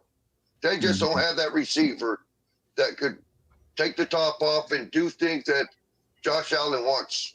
Yeah, he'll have a few yards when he rolls out and he makes a miracle throw. But that dink and dunk, a team gets ahead of you and you're done. That's going to be your problem the whole year. Glenn, why do you kind of come over here and speak the truth of? And Miami, I mean, if I'm Tua, I'm retiring. Yeah. I'm not even playing around no more. I'm retiring. I know, but he'll be back, man. I know, but man, you've been to a specialist twice in less than 2 years. Yeah. And when you get to my age, that brain means a lot. Yeah, no, I can imagine. And plus, right? Because he was already guaranteed $47 million for being injured right now, right? Yeah, here's what it is. That's what it is. He got the 40-something million, and then the rest of it you can negotiate with your thing to get a little bit more and stuff like that. But he got to retire. His brain, you can't go messing up your brain like that. And here's something else real quick. Don't use the killer bees. You do know Miami used that in 1982 and 83, right? Did they? Thank you, Glenn. The killer bees. It's a trademark, Richie. Uh-oh. Can't do it. No, you're going to sue me, Glenn.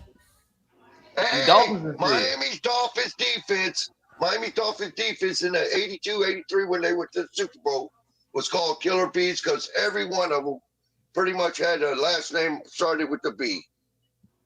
Wow. Well, that's good to know. Well, Glenn, we missed you. Okay. We're glad to have you back. Yeah, Thank you, Glenn. I'm glad Thanks to for be back. supporting the merch, by the way. Yeah, and I don't even know Miami's winning this week. I'm putting my money on New England. I need it. We down bad. New England. Yo, you really down bad, TD. I never seen the Dolphins fan base in that much shambles in my life. You're pushing. You're in tank mode. It's October 2nd, bro. You're 1-3. It's all good. It's all good. What do you mean it's all good? We straight. Pathetic. No, we straight. You've changed, TD. No, you've changed. You've changed, Richie. You've changed, man. I miss the old TD. I miss the old TD. What's up, boys? What's up, buddy? What up, Anthony? So for the second time in 5 years, Dan, Colby, and Richie, what are the Dolphins gonna do? They did it for Tua. What is it? What are they gonna do?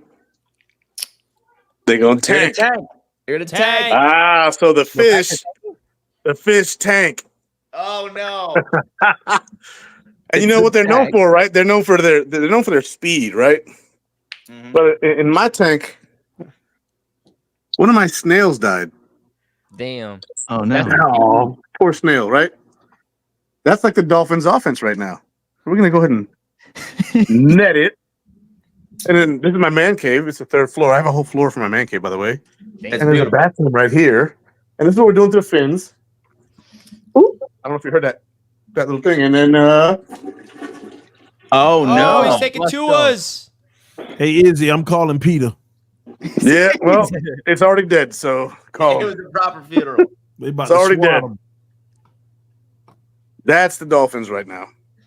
It's rough over over there in Miami. And we had a terrible game, so I don't have a lot to say because we had a terrible game, but y'all lost to the fucking Titans, so yeah. You'll never forget the fact that you can't beat the Bills, but you will always remember when you play the Titans. Remember the Titans. That ass. Woo! Y'all suck. Y'all suck so bad. Man, he's rubbing it in, TD. How does that feel? I'm rubbing that in like icy hot, bro. Rub Don't put it on your nuts, it burns. Yo, Dan, that is not what you thought it was, bro. Don't watch Brazil while using icy hot. You know what, Izzy? I was hoping. Let's go, Bills.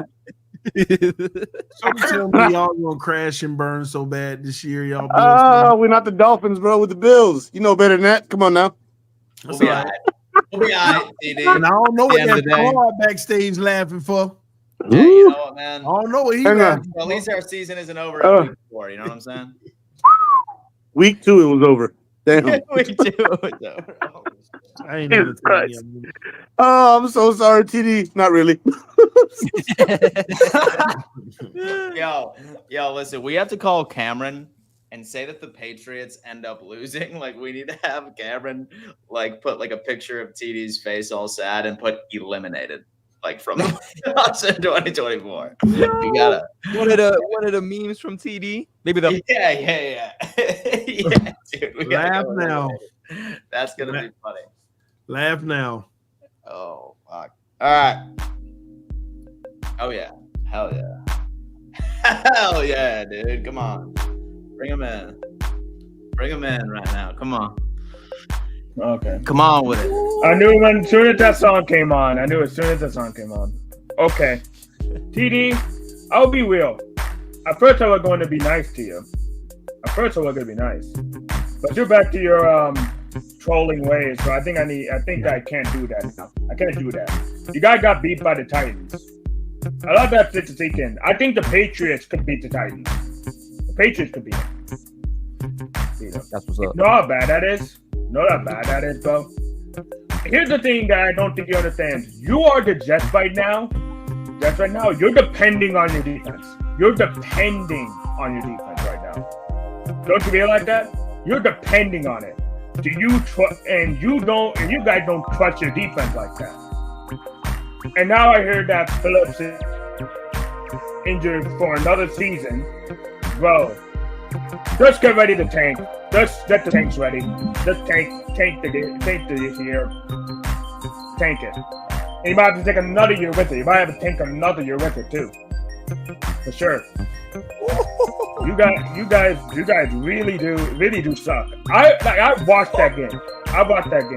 You made Mason Rudolph passable quarterback. You made Mason Rudolph look like a passable quarterback, bro. Like, think about that. Mason Rudolph.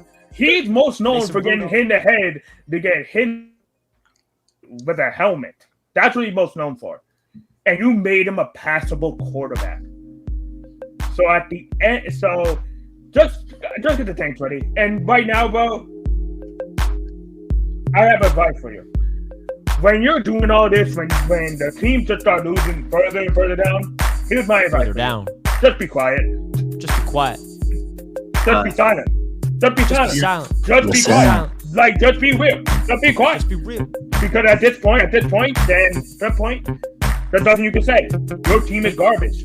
It's worse than the Patriots. It's just true. Worse than the motherfucking Patriots. Just face it. Face the music. Okay. Face it. Peace out, everybody. Face the freaking music. Say, buddy. Ooh, LaSalle came in here and spit that heat. Are you kidding me? Yeah, he just called that song TD. LaSalle. How are you gonna let LaSalle come on here and just rip you to shreds on that beat like that, TD? Yeah, dude. I'm about to drop a diss track on LaSalle, ladies and gentlemen. Yo. If you want to come in here talking mess.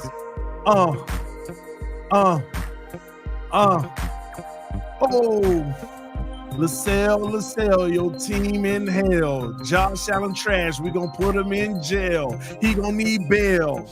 He running so slow, he like a snail. He think he got that weight on the scale, but he just a shell. And I'm gonna bring him the mail. Ring a bell. Bars, Loki gonna fail. Loki gonna fail. How about that? Oh. Hey man, don't ever stick to the AFC East Roundtable. AFC East Roundtable. You stick to taking L's. AFC East Roundtable, gentlemen. How are we doing this evening? I'm doing fine. Doing good. I know you ain't doing fine, Tony. I know you ain't doing fine. Now, is we gonna have a conversation tonight, or is we gonna get nasty tonight? Hey, as long as you can stay in your place, which is getting swept by the Dolphins, and we can have a conversation. Bum. I'm so proud of you, bum. I'm so proud of you, Tony. Tony. I'm so damn proud of you. You started them damn mock drafts like I told you to, son. I'm so proud of you, Tony. Now, Tony, what I need you to do, Tony, I need you to get CB83 and Omar Kelly on the same damn page. Stop talking about Tua and stop talking all this nonsense like y'all gonna do something this year. And tank for Carson Beck, tank for Cam Ward, tank for Shador Sanders, okay? Tank for anybody. Start your mock drafts. Tell Omar BB83, stop playing around and start the mock drafts, okay? All right. We don't want to hear nothing else from you, Tony. We'll end the season better than y'all. You 1-3 in the basement, son. We'll end the season better than y'all. We'll be tied with y'all after this week. No, it won't. No, you won't. No, you won't, son. Y'all so damn trash, okay? And you ain't got no quarterback. So the only thing you say is in this league, you can't win without a franchise quarterback. Did you or did you not say that, Tony? Yes, I said that. Okay then, Tony. You don't have one of those, Tony. So shut your damn mouth. Damn Mitchell, what the hell did I tell was gonna happen to you? Huh? Didn't I tell you was gonna get your ass whooped in Baltimore? Yeah, and you're you gonna did. get your ass whooped in Houston, damn Mitchell. And I know, it's as I said simple as that. Now let me tell your hating ass something, damn Mitchell. We're gonna get Devante Adams, and you gonna like it, son. You sitting up there with your damn hat all low, like you up there hiding, damn Mitchell. Yeah, damn Mitchell, turn it backwards. Damn it, we gonna get him, and you gonna be sad about it, and you ain't gonna have no damn number one receiver. And at the end of the day, damn Mitchell, when it all boils down to it, okay, y'all will fight. We'll be fighting for the division. But them damn Jets gonna come on top, baby. Kobe! Hey, buddy. Yeah. A bunch of trash. Didn't I tell you your Super Bowl was week 1, bum? Didn't I tell you your Super Bowl was I didn't even think we were going to have a Super Bowl. Well, you had one, and it was week 1, you bum. And I'll take it. And let me do a little house cleaning. Because, see, this is what pisses me off. All these keyboard warriors in the damn chat don't want to buy the Patreon, but got so much to say. Buy the damn Patreon, and then you could talk to me. You can say Lowski, all of that in the chat. But until you buy the Patreon, all you bums can't say nothing to me because all y'all damn teams is trash. Let's go, bro. Nothing but facts there. No facts. I'll give you that, bro. You bums. I'll give you that. Lowski was real, bro. Hey, Lowski was real. love this one. Love that. And folks, again, we want to encourage you. If you want to come on here, talk a little ball with the boys each and every single Wednesday night. It is the Patreon link. Link is in bio. Take advantage of it. All right. It's a good time. And I'll tell you what about Lowski. I think that was the calmest I think I've ever seen him. Facts, bro. I liked this version of Lowski. I could get down with him. He took his meds. What'd you say? He took his meds. It's true though. Everyone talks so much trash in the chat, but they don't got the cojones to come on this live show and face the real Raph. They hide behind a letter profile picture. They just like to tell me that I changed and not come on here and tell me why I changed. That's all right. I love the new Richie. Richie. You got to evolve, bro. This is the life that we live. You got to change.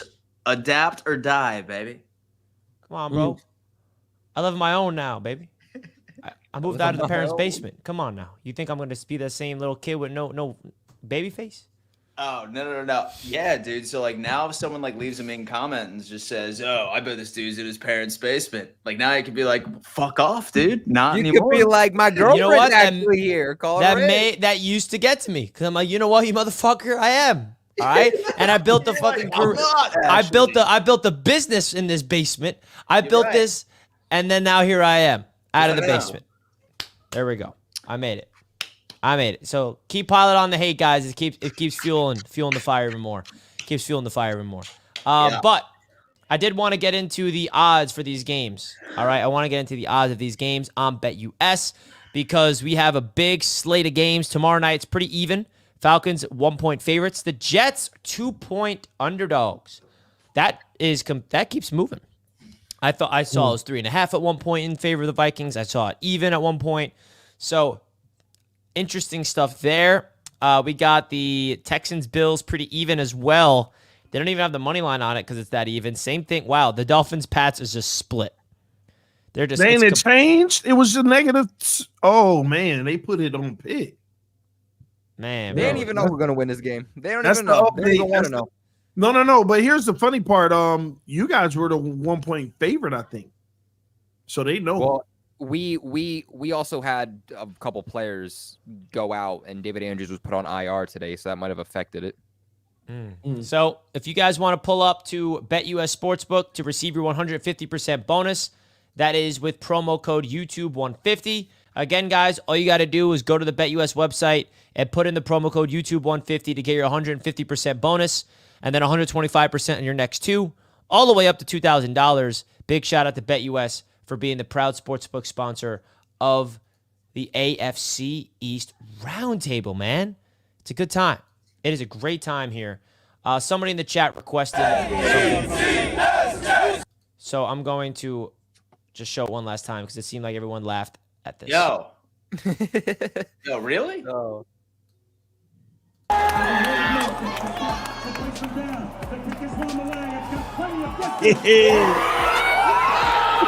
Mom, they missed it, Mom. Mom, why are you celebrating, Mom? Oh, no. Is that your mom? Yeah. Oh, we gotta Look at my send her a uncle. little, we got to send her a brownie basket or something, bro. My poor Uncle Mike right in the back. Oh.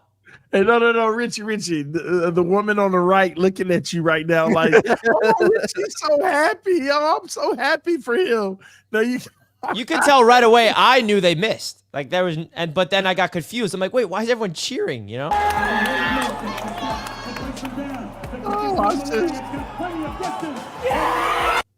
You see Richie upset, everybody else cheering. Look at my face. I'm like, wait, they hit it? Bro, I was convinced they hit it for a second. Look at my face. Oh, my God.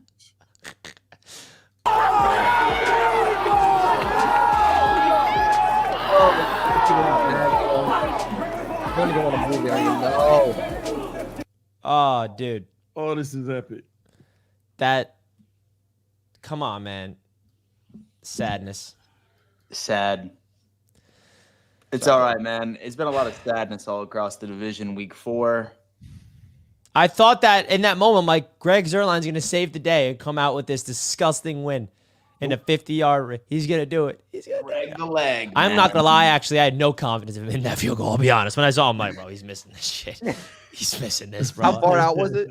It was like 51 yards in the rain. Well, Joey Slide just set a Patriots record for longest field goal in Patriots franchise history this past week with a 63. So, oh my gosh, it was devastating stuff, folks. Thank you so much for tuning into the AFC East Roundtable. I appreciate each and every single one of you guys that showed love to the event. Just make sure you guys send that same love, if not more love, because us four are coming together next week, man. 10 days. 10 days from now, we will be, well, not 10 days. I think 10 days. I don't know the exact time, but we're going to be, hopefully, bro, it's just good weather, man. I can't deal with another rain. I can't deal with a rainy game. Please have a good freaking game, weather forecast for that game, bro. TD's flying in that Monday morning. I got to pick him up from the airport. Dan's going to be there for the weekend. We're going to have a great time. We're going to be doing an insane live watch party. Excuse me, not live watch party. An insane live show from the tailgate that you guys can all tune into. So make sure you guys stay tuned on Monday because it's going to be a heck of a show. All right? Heck of a show. So that's going to wrap up this show. Appreciate you all big time. Next week, we'll definitely have at least one winner in the division since we have a division game. So we'll at least have one win in this division since yes, that's true. The Dolphins. You guys are versing. Yeah. So we cannot wait, man. We cannot wait to come back and get win number 2 on the season. This is big for us. Yeah. Let's see. Where do we leave off with the super chats? JD the Great show tonight, fellas. Sorry I can't join the chat. Busy at work today. Still fins up. And Richie, don't stop checking TD. See, this is why I love JD. Because he's a Dolphins fan, and he knows that even TD needs to get checked sometimes. But I'm a hater when I check TD. I'm a hater. Y'all delusional. Paul says, Killer Bees was the name of the Dolphins defense back in the day. Yeah, Glenn just informed us on that. We did not know that. Well, our name is cooler. Charles, we need Tank for Shadur Sanders merch. Do you think that will sell, TD? Should we actually get that made? We'll wait a little bit. Y'all about to put two in a depression, bro. Y'all about to put two in the depression. Yeah, bro. You literally just gave him a huge contract, and this is wow. That's crazy. Evan with the $5. Finn's game was the first game I went to this year. FML, blow this team up now. Man, now I'm worried, TD, that no one's gonna buy tickets to the Dolphins Jets game because Dolphins fans are checked out. We'll be there.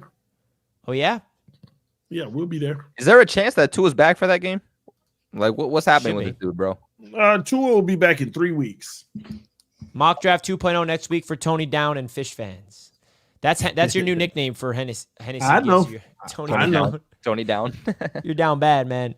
Oh, hater. You're down bad.